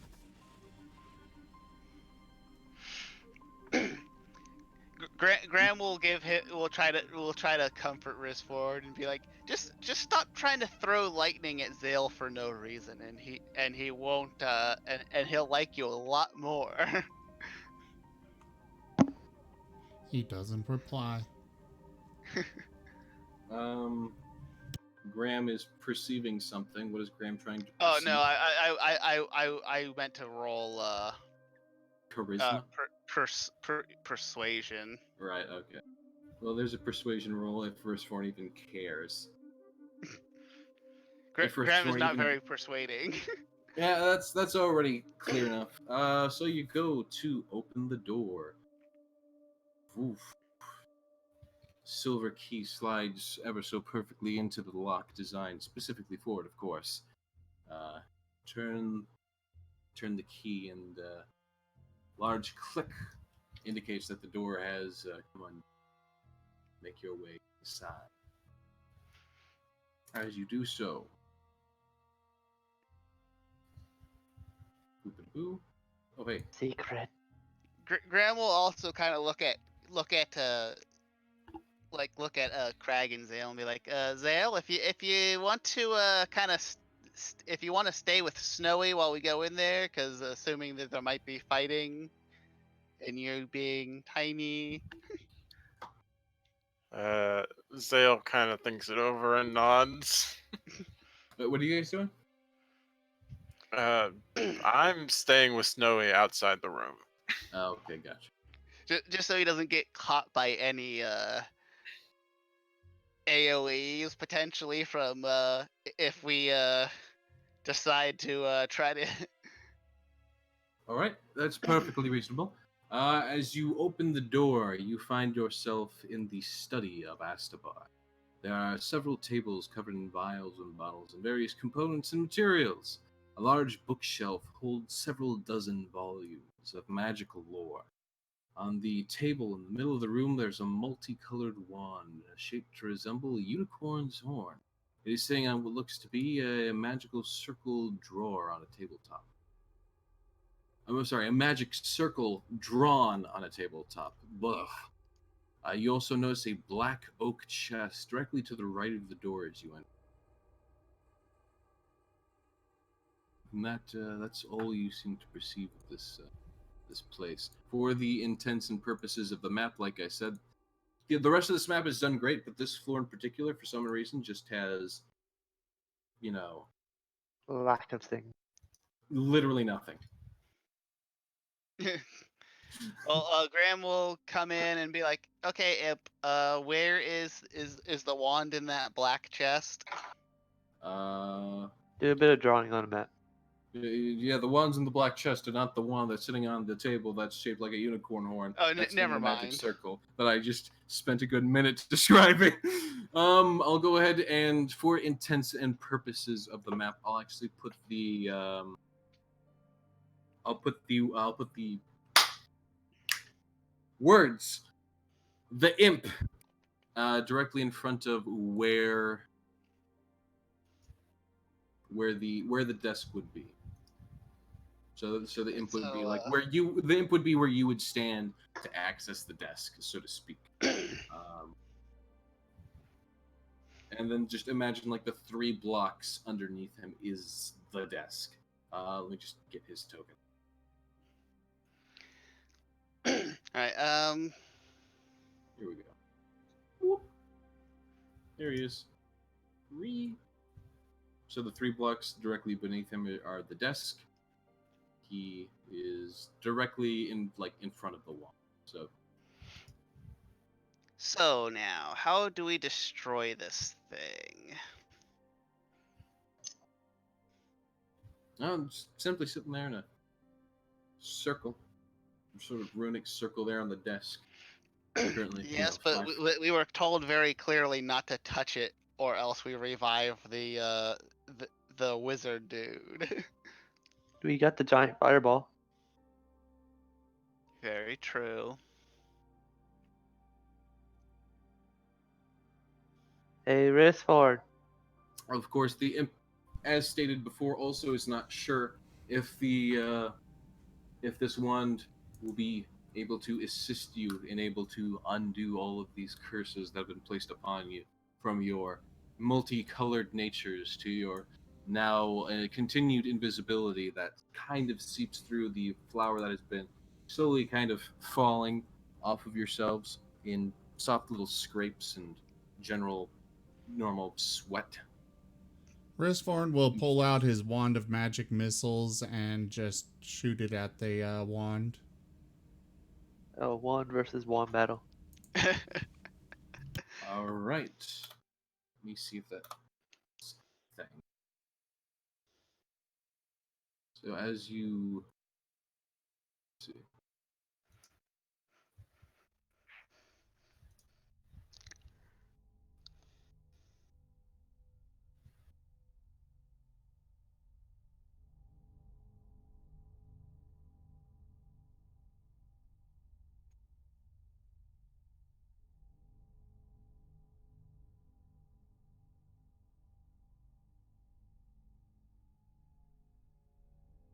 Okay, as you fire towards the wand, right before the ball of fire reaches the wand, it seems to just sort of vroom into sort of nothingness, almost like as though the mana ripples away before it can even touch the wand that sits there. We're gonna have to touch this thing to break it, aren't we? It, I cannot say either way. Graham is going to inspect the runes around the wand without touching the wand. Okay, go ahead and move to where you move relative to the wand. Like I said, the imp is the token, the place marker for the imp is directly in front of the wand. So, Alright. so you are free to move on top of it. He's just a place marker for the Alright. Okay. Oh, that's right. Snowy's out here with Zale. Right. Yep. Zale has a mount again. As you move forward to inspect the runes on top of the the wand,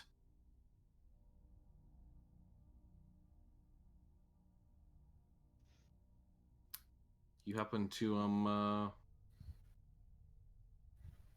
what the heck? There we go. Oh, that's my problem. Here we go. You disappear. Wait, what?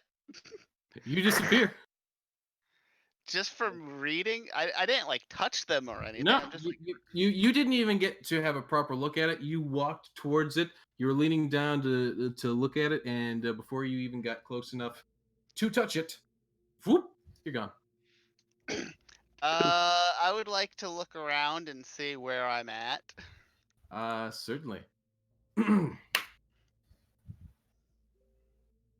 Before you do, actually, does anyone else respond to this or do anything with this knowledge? So you're just gonna avoid walking where they walked. Sorry, what? So you're gonna avoid going in near the one then. Okay. I figured to study it, I would have to be like close to it. I'm just going to type in so that. Okay, it's back now. Okay, it's been cutting in and out the entire session. Okay, Zyra, just to recap really quick. Graham walked towards the wand to go ahead and read it, the inscriptions around it, and it has now vanished. You, Zyre, specifically could tell via her echolocation that he is not there anymore. He's not physically there anymore.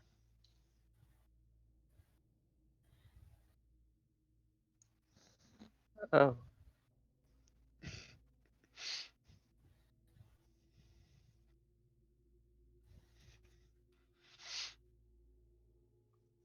Wishforn and Craig, how are you two responding to this?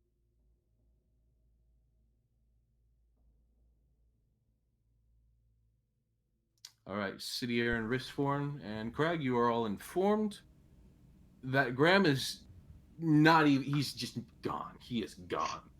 He's not invisible. He's gone. Poof. Wristform's gonna pull out his pike and slam the blade down onto it. As you thrust or move above, or however you would move the pike. He's from your keeping his distance. Right. As you would move the pike towards the wand, at one point or another, the pike would simply vanish from your grasp, and you would find yourself holding as though the pike were there, but there's nothing in your grasp. It's there one moment, and it's gone the next. You're simply grasping air as it goes to try and dispatch the one.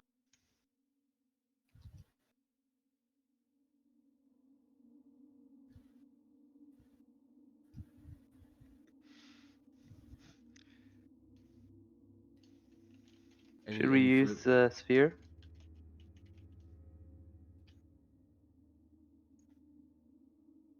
My magic missile just fizzled out.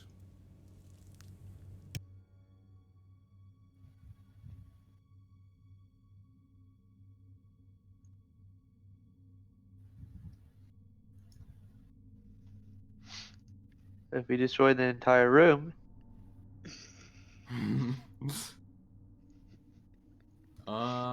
Well, going over to Graham to maybe give the party a little bit of insight, even though it's technically meta, but whatever. I'm kidding. Graham, you find yourself somewhere completely different, of course. Let's see.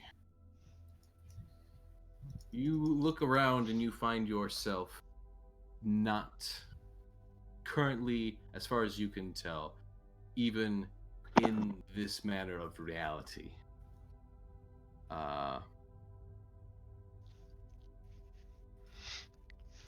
Because as you look around, everything feels different and almost muted. It's almost like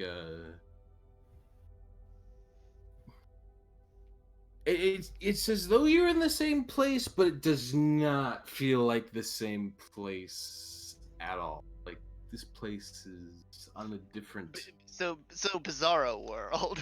more or less. Graham, as he's separated from Snowy, kind of actually is capable of making that kind of assessment.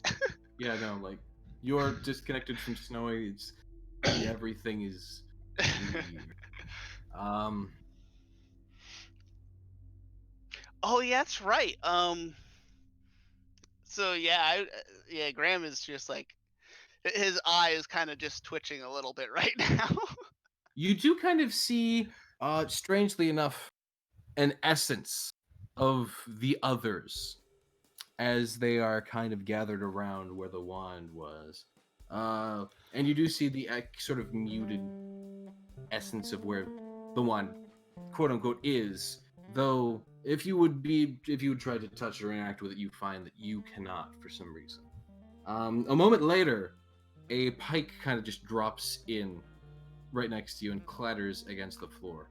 And that seems to get something to stir as you glance over to the other side of the room.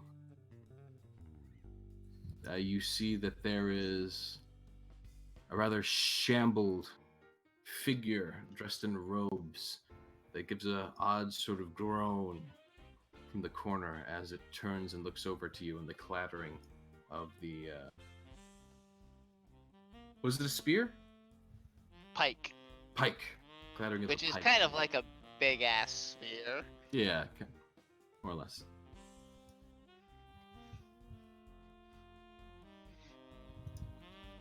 Graham will draw his sword and point it at the robed figure. Who are you? And what is this place? The robed figure does not give a proper response, but rather instead gives a sort of as it begins to shamble its way towards you. Roll initiative. Oh, I need help. And yet none of the rest of us have any reason to suspect you do. That is completely true. Before initiative continues, the rest of the party, what are you doing? If anything, we've got encouragement not to go in. This is very much true. I say we blow up the room. Well, since hang on, I do have a question. Is Snowy still capable? Am I still connected to Snowy, or was No. that like severed? No, it is severed. Absolutely severed. Okay, then if Zale if- would probably notice like if you Snowy want- just kind of just drops limp. If just you like want, just you very can, lethargic. if you want, you can try and roll investigation to try and figure out where you are. Alright. Don't think it'll end well because I don't got the points for that, but Or do you have knowledge arcana? yeah. Like, you can go Well, over. when Snowy goes weird, Zale enters the room and tells the party that Snowy's acting strange. Which would take Just you like so you- 5 minutes. It honestly would take you like at least a minute. Okay, That's we could hear that's you. what he's in the process of doing. Okay, gotcha. Well, I wouldn't say like Snowy's kind of more just like very lethargic, so you might be able like more kind of like disoriented. So you might be able to. I think you'd probably be able to do like animal handling if you wanted to try to ride Snowy. I mean, you do basically already ride a giant bunny, so this wouldn't be terribly out of your ballpark. Okay, let's try that then. Graham, you aren't really able to put a finger on it, but you are able to at least deduce both from Snowy and from your general knowledge of Arcana that you are on a different plane of reality right now. No, that didn't work. Zale is not good at handling animals that aren't his. As Snowy continues to be lethargic and not give a damn. Like most of the animals in this party. Looking at you, Kai. Anywho. Except with Snowy, it's a little bit different. Alright. Rest of the party once more. Cityr is voting to burn the room. Zaire, Craig, and Ristforn. What are your takes? Azale is trying to hop to the rescue. Trying being the key word there. Bruceforn has no objections to blowing up the room.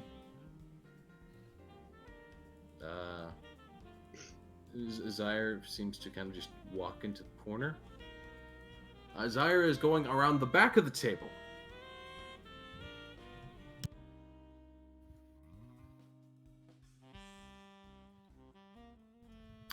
Zaire is standing basically directly next to the wand and seems unaffected. Oh, jeez, really?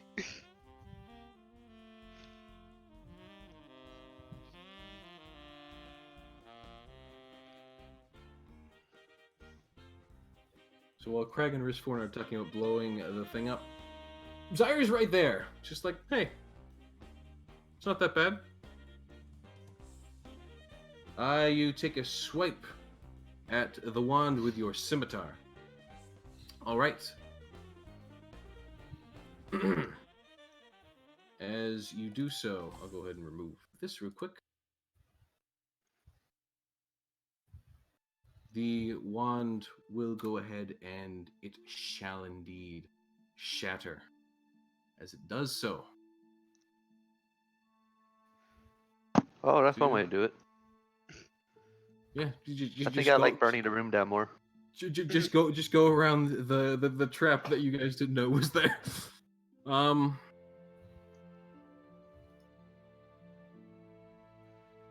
As the wand shatters, you find that the manor in and of itself seems to sort of change as a sort of pulse of magic energy breaks forth and flows over the room with a sort of golden glow flowing over all the walls, the floors, the ceiling. You see it softly and slowly ebb away and dissipate.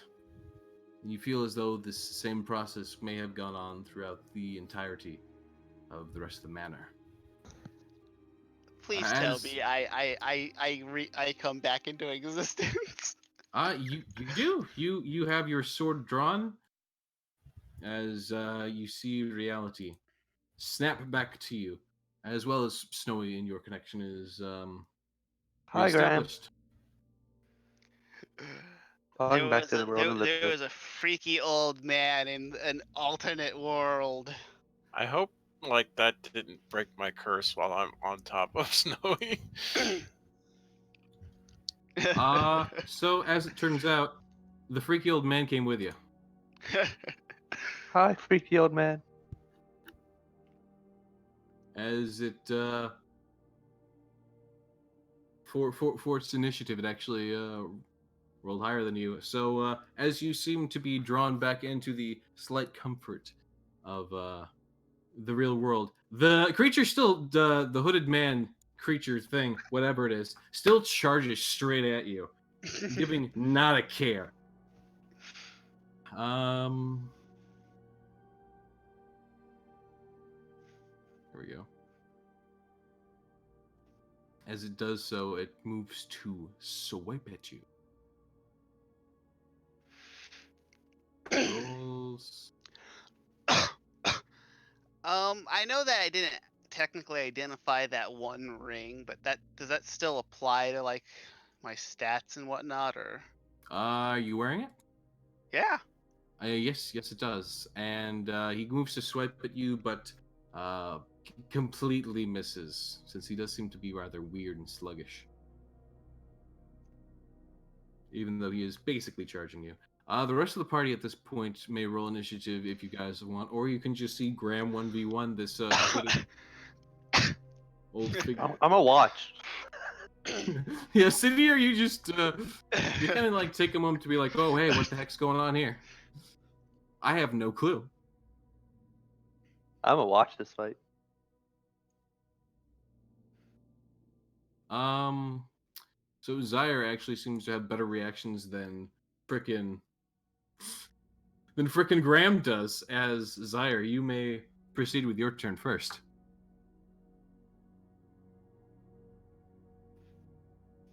Like right after you broke the wand, you knew something was going to go down, and something am I indeed did go normal down. size, or am I still mini?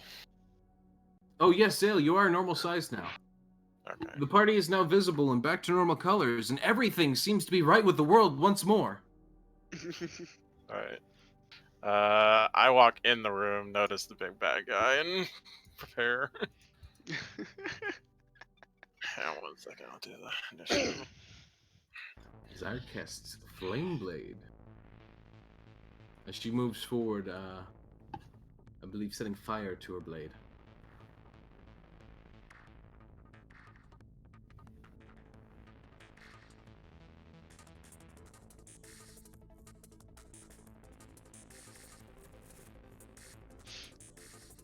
Flame Blade doesn't...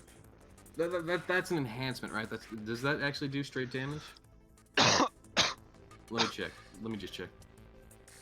Flame Blade. There we go. Under Druid spells. Concentration. Okay, you basically just summon a fiery scimitar. So okay. Sounds good. Is that the end of your turn? Oh, let me actually use the combat tracker properly. Go ahead and pass your turn if you're all set.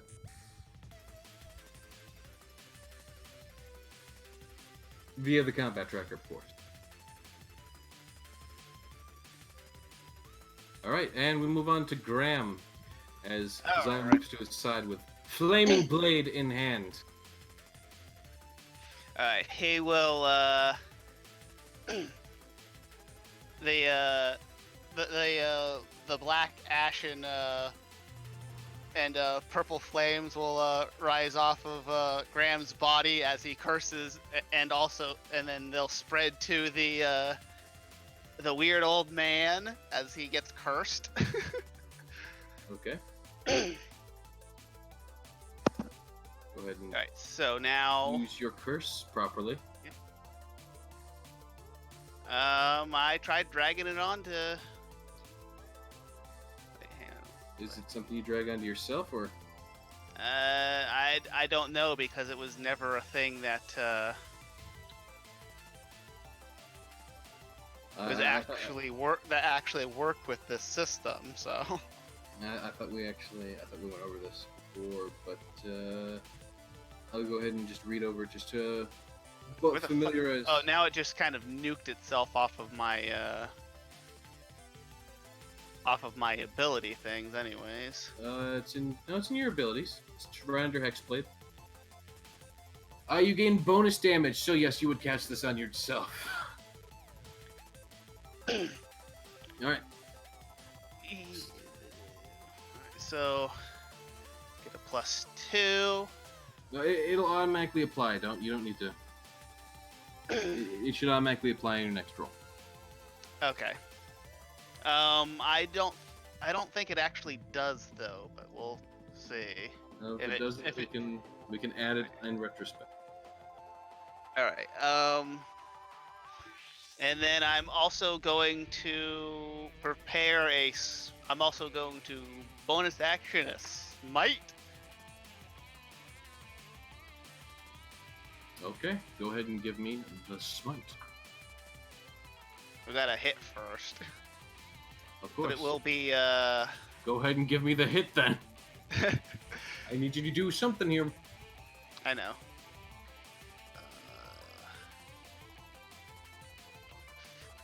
I guess. Oh, nope. Did the wrong thing. Alright, your attack absolutely hits.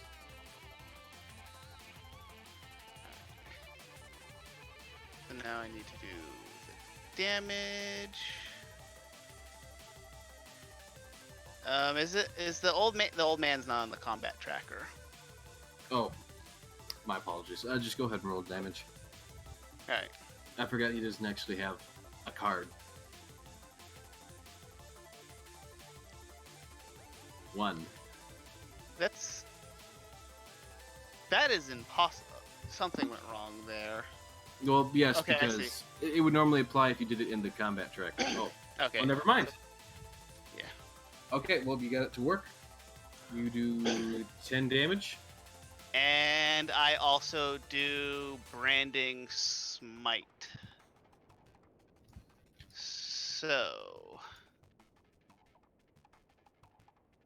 Okay. Oops. Where's the damage? Doesn't that have to be cast beforehand? Yeah, I did. Yeah, Oh, because I can't drag it onto the. right, yeah, you cannot. So you would just... That's yeah. 2d6. Yep, go ahead. Of radiant damage. Yes. Alright, with a single slash, as you draw your blade and hack out towards the cursed robed man, the blade's light turns radiant. And slashing forth, you, with a single blow, dispatch the creature. His hood falls back, and you can see clear signs of being an undead scholar of sorts. Falls back and goes limp, perishing in only one blow.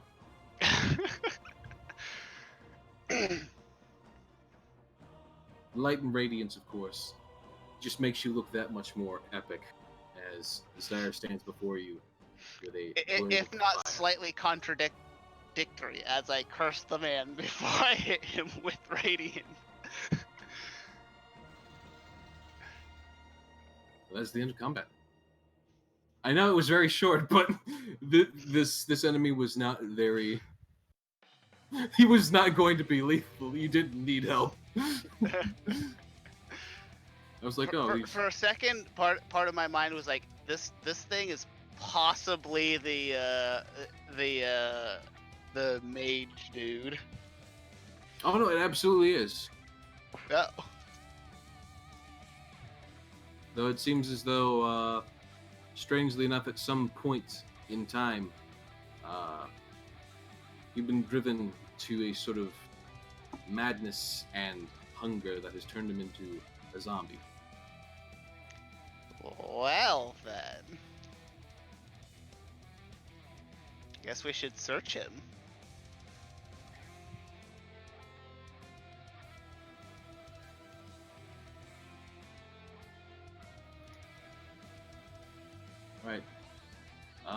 if you want to go ahead and search him, you can give me a roll for that.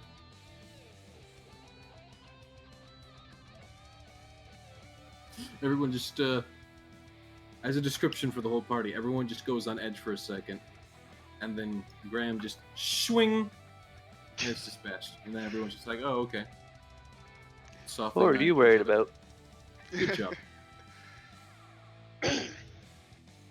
Well, I kind of thought he was the wizard dude, and that he might have not have been super weak. I think they implied to us. Well, have you seen how much his body's rotted? Not at the time I did it. I just saw old man in robes charging at me.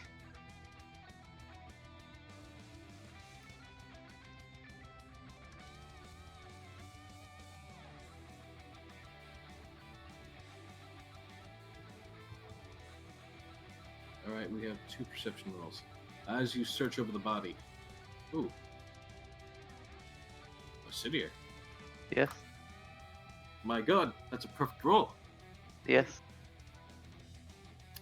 So as you search over Astabar, the whole lot of you, you do find on him, of course, his mage robes that now have a rather big gash through them. But could be plausibly repaired, ? You notice that he is wearing a magical brooch as well. Likewise, in a satchel connected to his belt. Well, not satchel, but pouch, I should say. You find the key to the black oak chest that is to the direct right of the door. You can tell because it's also a black key with similar inscriptions. Inside the... No. Okay, hold on.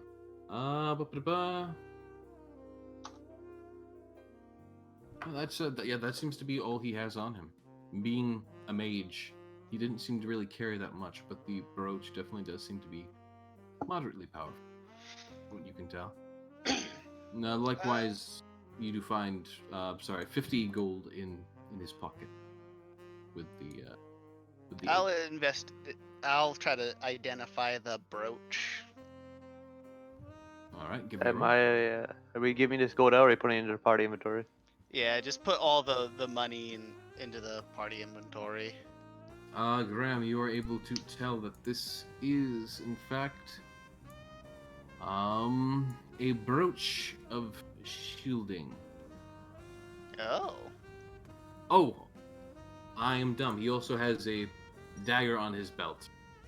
A +1 dagger. Is that magical too? It's a +1 dagger. I'm not sure if those are magical by nature. Yeah, any plus things are considered magical in D&D. Okay. I'll go ahead and just give you that for, since you rolled a nat 20, since Cydia rolled a nat 20 and you rolled an okay perception, arcana proficiency. It's just a +1 dagger. There's nothing. Well, I also have arcane sight, so I literally have detect magic going on constantly. Right. And so that simply leaves the black chest over in the corner.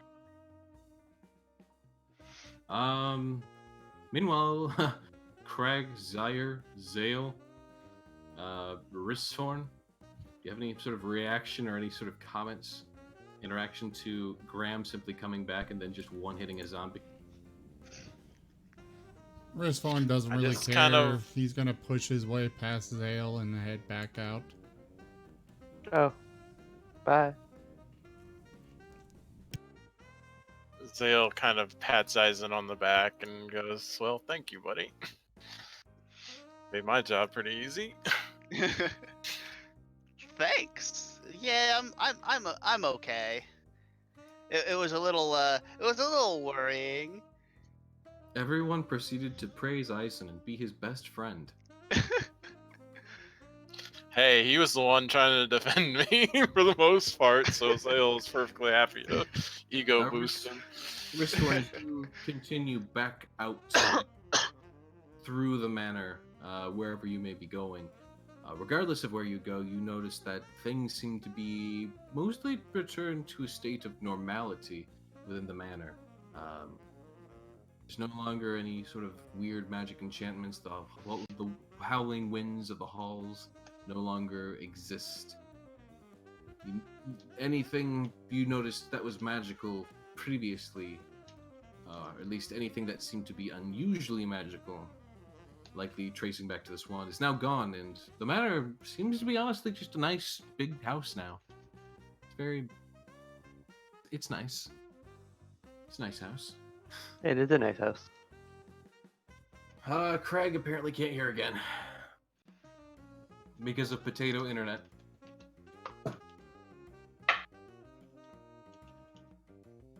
At least the potato can be cooked in every way possible.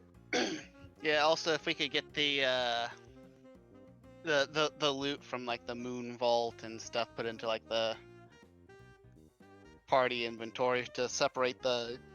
Where is the party Split the gold. inventory? Where are you keeping that? In the upper It's right right, next to the combat you tracker. see where there's the icon with 3 people and an eye. Ah.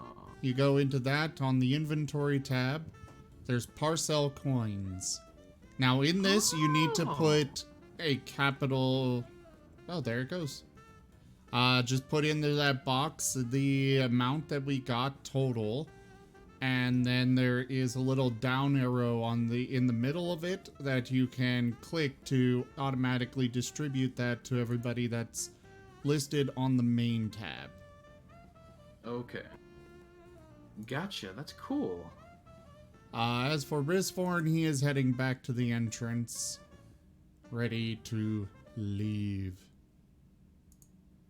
Guys, everybody that has money, you need to rename it to GP, SP, whatever. I can see here that City Air, you've got gold instead of GP.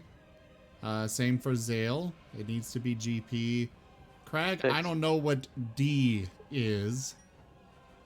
He wants the D. Craig just wants the D. So you guys need to fix that before he distributes the gold. Okay. Inventory. Okay, I'll go ahead and start distributing that out. No, don't. I said before. Yes. Hang on, I mean, I'm going to actually put it in the thing before I'm going to add up the gold. Don't worry. Which slot does which go into? It doesn't matter which one. You can have them in any order that you want. You just have to change it to GP. Gotcha. Okay, so from the chest, which I assume you people would open, I will state there's an additional 200 gold coins, 2 potions of healing, a potion of lesser restoration, a potion of dark vision, and bracers of armor. You can add those to the parcel items on the inventory tab. Yeah, might as well do that with the scrolls as well. Drop treasure parcels or items here to assign treasure. Okay, gotcha. Yeah, once you put them in there, there'll be a line which will be empty. And then you can start typing in our names and hit tab to finish them. It'll auto-predict. And that means that when you click that arrow to distribute, those will automatically get added to our inventories as well. Okay, I'll just need to know who's taking what then. Well, add them so we can see them more easily. And then we can tell you what goes where. Gotcha. All right.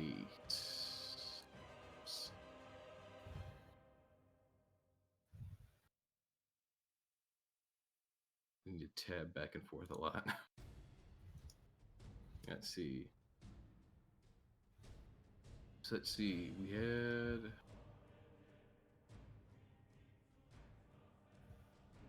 someone disconnected.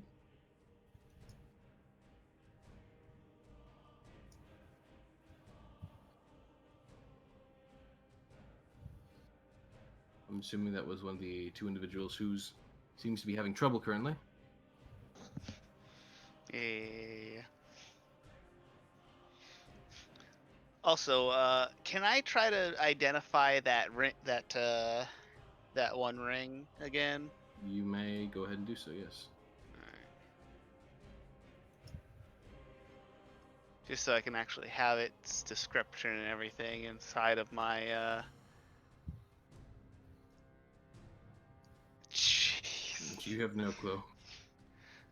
Well, after I sleep with it on and attune myself to it, on the next long rest, that'll You fix don't that. sleep with it. You have to spend an hour focusing on a connection with it. Also, since you've already identified some of these items for us, you'll need to click that dragon head, and then there will be a red ID button. Click that, and it'll identify it for us. I guess I should probably. Risphone's not here, so I guess shielding approach. Yeah, there's that one. There's that one.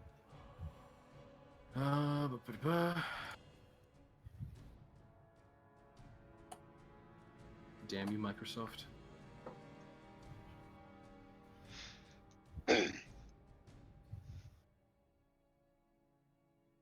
Yeah, there is still one thing you haven't identified. What? Oh, I didn't identify any of the scrolls either, but.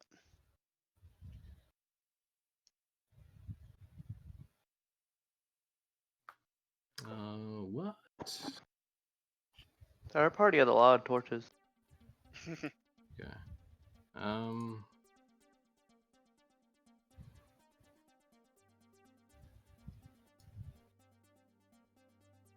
Oh, here we go. That must be what they meant.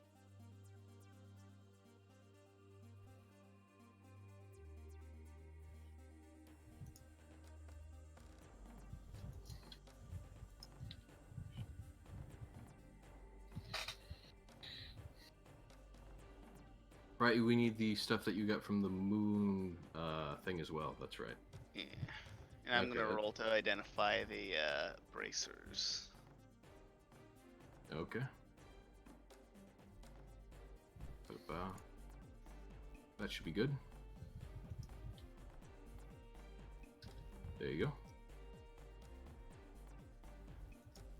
Nicely done. Graham will take the bracers. Don't you Should I have take armor?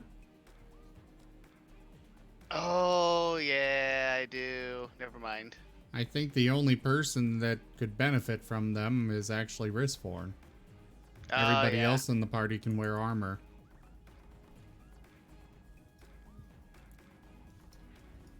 Okay, this is weird.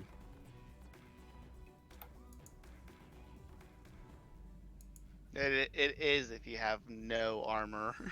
No, I'm talking about this potion, Yeah. which doesn't seem to have an equivalent in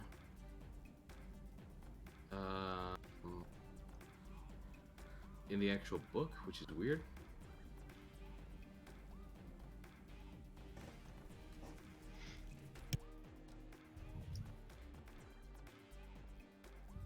I'm just gonna go ahead and I'll just rename it.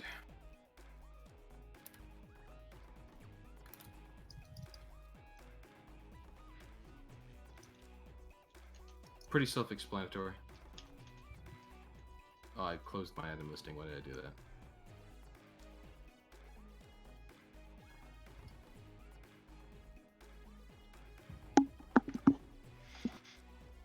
Craig said he wants the +1 dagger. I don't have a problem with that. Okay, just give me like 2 minutes. All of you save in your I minds was just which items talking. you're taking. Yeah, I was just talking to the party to ask, since he can, if they'd be fine with him taking that.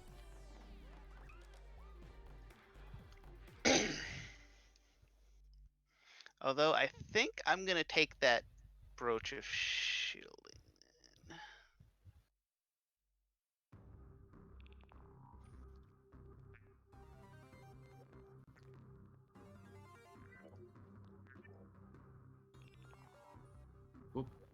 no, that's not what I want. There we go. Zale, did you fix your gold? Capital GP, right? Yes. Yeah, I did. It probably just doesn't update immediately. Craig, make sure it is capital. Oh, wait, he might not be able to hear it. Yeah, you might. Oh, he heard me. Go.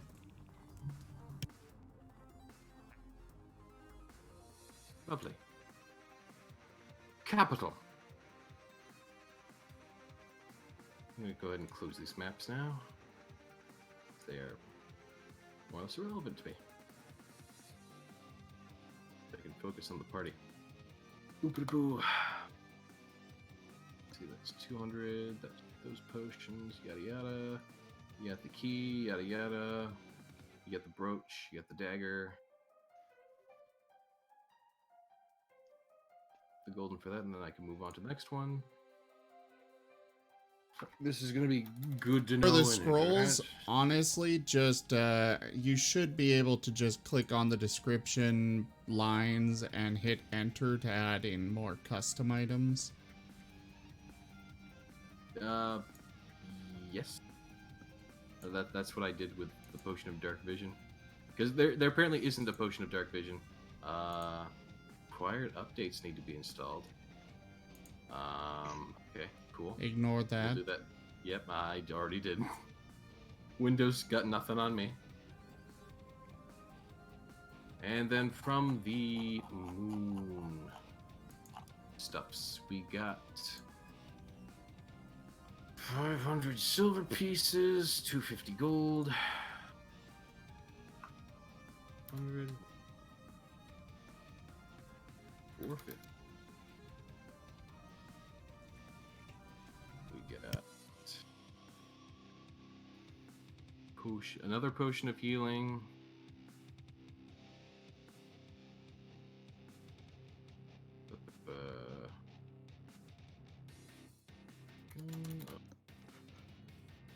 There we are. Just another one. Another one.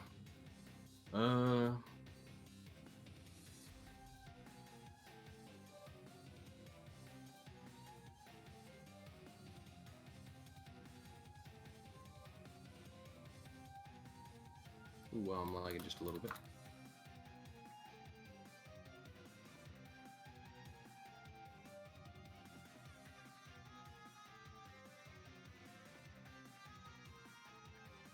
City Air, did you change your gold? I did. Okay. I'm gonna rename this to P. It just refuses to update.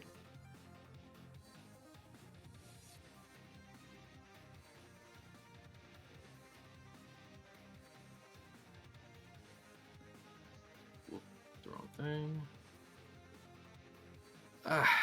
My apologies. This is probably so interesting and just absolutely the most fun thing to be viewing. While I'm sorting this out, why don't you guys do some interactions? Well, Wristforms basically just walked back to the entrance, waiting for everybody. City would join. Graham will pat Zale and be like, actually, City, you talk. Go first. Go, go, go, go.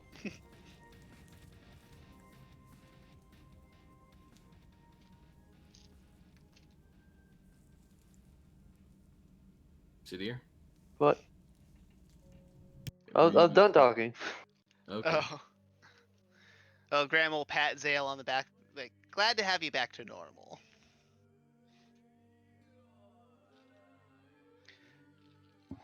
Also, really glad you weren't stuffed in that jar whenever you grew big. That might have been a little painful.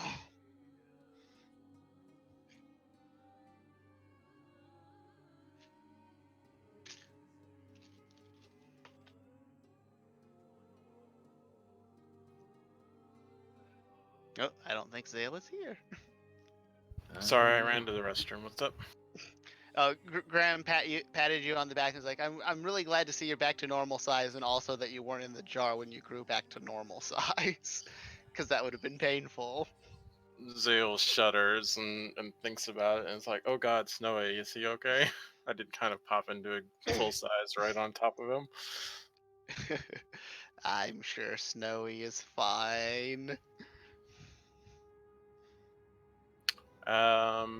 Out of the loot, I'm probably gonna take the potions of healing just in case we're ever separated from our healers.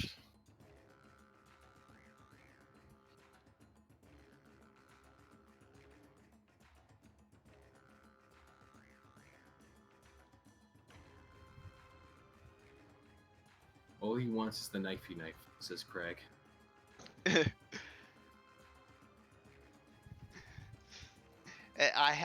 I see no reason why not to give the what is he, like a rogue or something? Did we already distribute gems as well, by the way? Those that grabbed them, I guess, would just keep them. That would be Sidier. Sidier, did you add gems to your inventory? Yep. Risforn also picked up a bunch. Okay, there's 55 in total. Yeah, Risforn picked up 30. And I picked up 25. Okay, then Sidier has 25 in her inventory, so that's all good. Then everything is all set for to be divided out. Who is getting the bracers? Frisforn. Who is getting the brooch? Unless someone else is gonna try to go for it. Yeah, Graham. Risforn isn't going for anything. He is just kind of left without looking at any of it. But he is the only one that could use the bracers. Gotcha. Who's taking the potion of dark vision?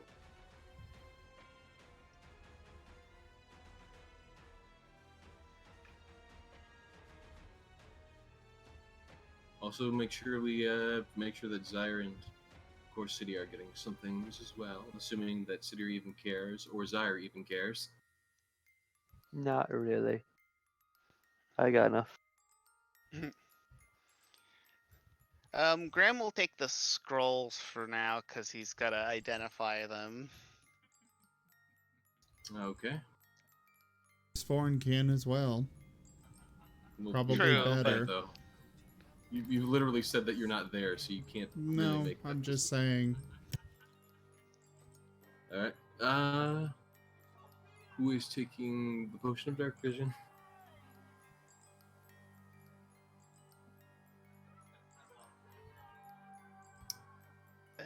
You can also just choose to leave it behind, I guess, if you want. Graham will take it. Oh. Craig will take all unclaimed to sell. Okay. Potions of healing, I believe Zale said he wanted. Yep. Right. Any objection? Going once, going twice, sold to Zale for literally nothing. And does anyone want the silver key? It doesn't have any magical properties or anything about it. Its only purpose is to be sold. Graham will take it. All right. And do I just hit the down arrow then? Yep. Yep. Okay. Ching.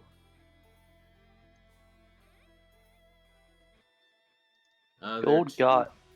There are 2 silver pieces left over. Who wants them? We can just leave them in there for next time. Okay, fair enough. You're probably not going to be short 2 silver pieces, even though Craig seems to really be gunning for them. No reason to put them anywhere. Just leave them there. Yeah. The 2 silver pieces will probably likely not. Graham will, with that done, Graham will start heading down towards the entrance, and once you've sorted everything out, You do notice before you leave the attic, Respawn would not notice as he straight up left. After it seems as though after a few minutes, sorting everything out, that the the ghost, the ghost of not the bard, but instead the mage, Astabar, appears before the rest of you. Desires a rich bet. Beautiful.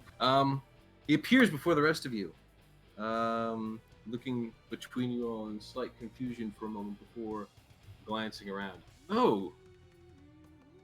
It appears someone has taken care of things here. Beautiful. I suppose that was your handiwork then, he says, glancing to his dead body, seeming to shrug that off with almost no issue at all. Yep. Sorry, Thank you. but a little bit. It was a bit of a living hell, so as a bit of a reward, I suppose I could try to assist you in any way I can, though, of course, being dead and all, I probably don't have much time, but I could probably give you a bit of information if you're looking for any. I do know quite a good many things. There's a royal line that we need to find. Do you know anybody that fits that kind of description? A royal line. Well, easiest. You don't even need to be a wizard like myself to know that the royal line would be traced back to one of the main capital cities of the land. I believe the best one, assuming it's still standing from when I was alive, sort of scratches his chin for a second, almost trying to place the name. Fortitude. All right, the main capital of Fortitude here in the southern part of Miraleth. Shouldn't be that far away. Okay. Dare choose one. And is it associated with like a last name or something that we can seek? What, the capital city of Fortitude? No, I'm talking about The royal the bloodline. royal line. The Oh, royal bloodline. yes, them. Last name. Well, believe we have the royal line of Chiton. There's the royal line of... Wait, are we talking about this era, or... There have been lots of kings and queens over the aeons. We don't know. We just need the last name so we can hunt down the descendants of the bloodline that's probably related to these shadow creature things. Related to the shadows? You mean the ancients? Yes, those. Oh, well, that's completely different. Though I believe the name Chiton still has some bearing on that. Though I believe they were up near Elra. But no, if you're looking for the bloodline of the ancients, that's completely different. I believe there was a stone somewhere here in the Good night, the Power attic. Stone. Good night, Power Stone. Good night, Creighton. What the heck was that? Anyway, what was that? Something fable? But no, there was a stone somewhere in the attic. I believe it could detect. It had some property related to blood. Should be an old black stone with red veins running through it. If you take a drop of that blood and let it seep into the stone, that stone should help you find blood that is similar to it. It was an old tool that actually royals did use to find people who could be related in a bloodline in hard times when no heirs were found.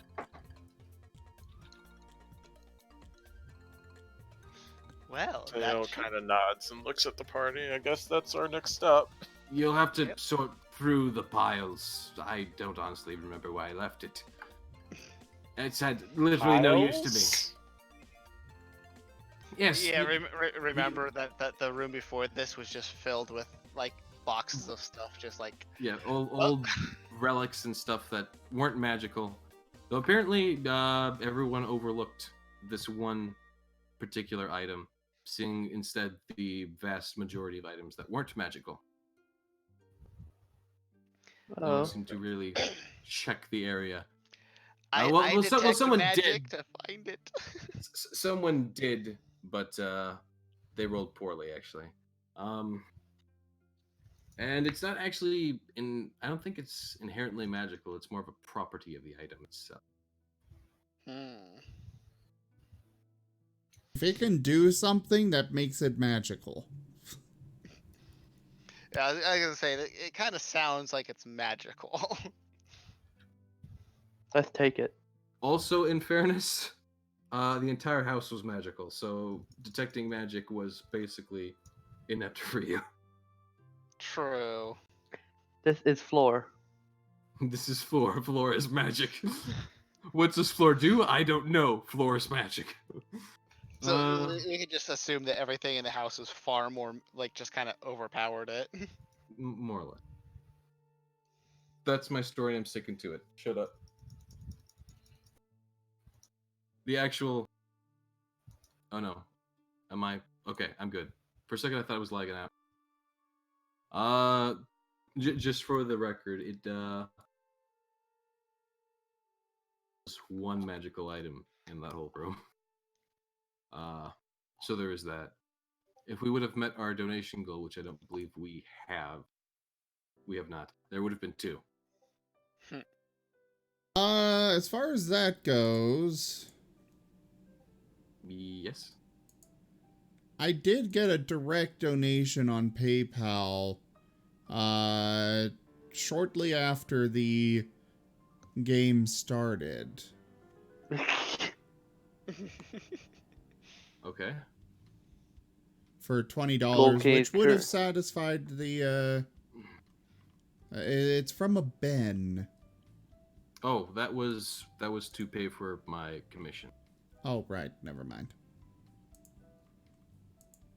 Though we could put the extra money that I so graciously gave you towards that. And all of that is going to the artist anyways, so. It's up to you if you count it or not. No, if that was from you, then no, I wouldn't. Okay. Well, if that was from you for that purpose, so no. Okay. All right then. That item may appear later then. It was going to be a rather fun item, which I will not spoil in case we include it later. But other than that, you are... Craig, you do roll rather a nice investigation. Craig wants the staff of bears for his bear. Well, you could really quickly donate $6 and get a staff of bear. But you probably shouldn't do that because you need money. Yeah. If anyone else wants to donate so that Craig can have a staff of bears for bear. We're ending. Sorry, what? We're gonna end. Yeah, we are. If it happens before the stream is actually done, then fine, but... Alright, so, to wrap up. With the Stone of Blood, and with the point off towards the City of Fortitude in the south as the main capital, the party now has a new heading as to where to begin their quest, and now a tool to identify at least the bloodline of one particular person. So now it seems as though the only main issue of the quest is to find one individual with this special blood. And with that, the party is left with the Mad Manor of Astabar being completed. All right, everyone. Thank you all so much for joining us for Tales of Miraleth, Dungeons and Dragons. We'll be back next week with more of it. I will be back tomorrow with Diablo 3, followed by Fire Emblem 3 Houses. So do stick around for that. well, come back tomorrow for that. Thank you to my patrons, donators, and subscribers. I can't do this without you guys, so thank you. For now, I bid you all a very fond adieu, though. Goodbye, stream. Why we just Farewell. leave the stream up for like a minute just in case he gets that staff. He's got till the credits finish. Okay. Till the credits finish. The credits have finished. Oh no!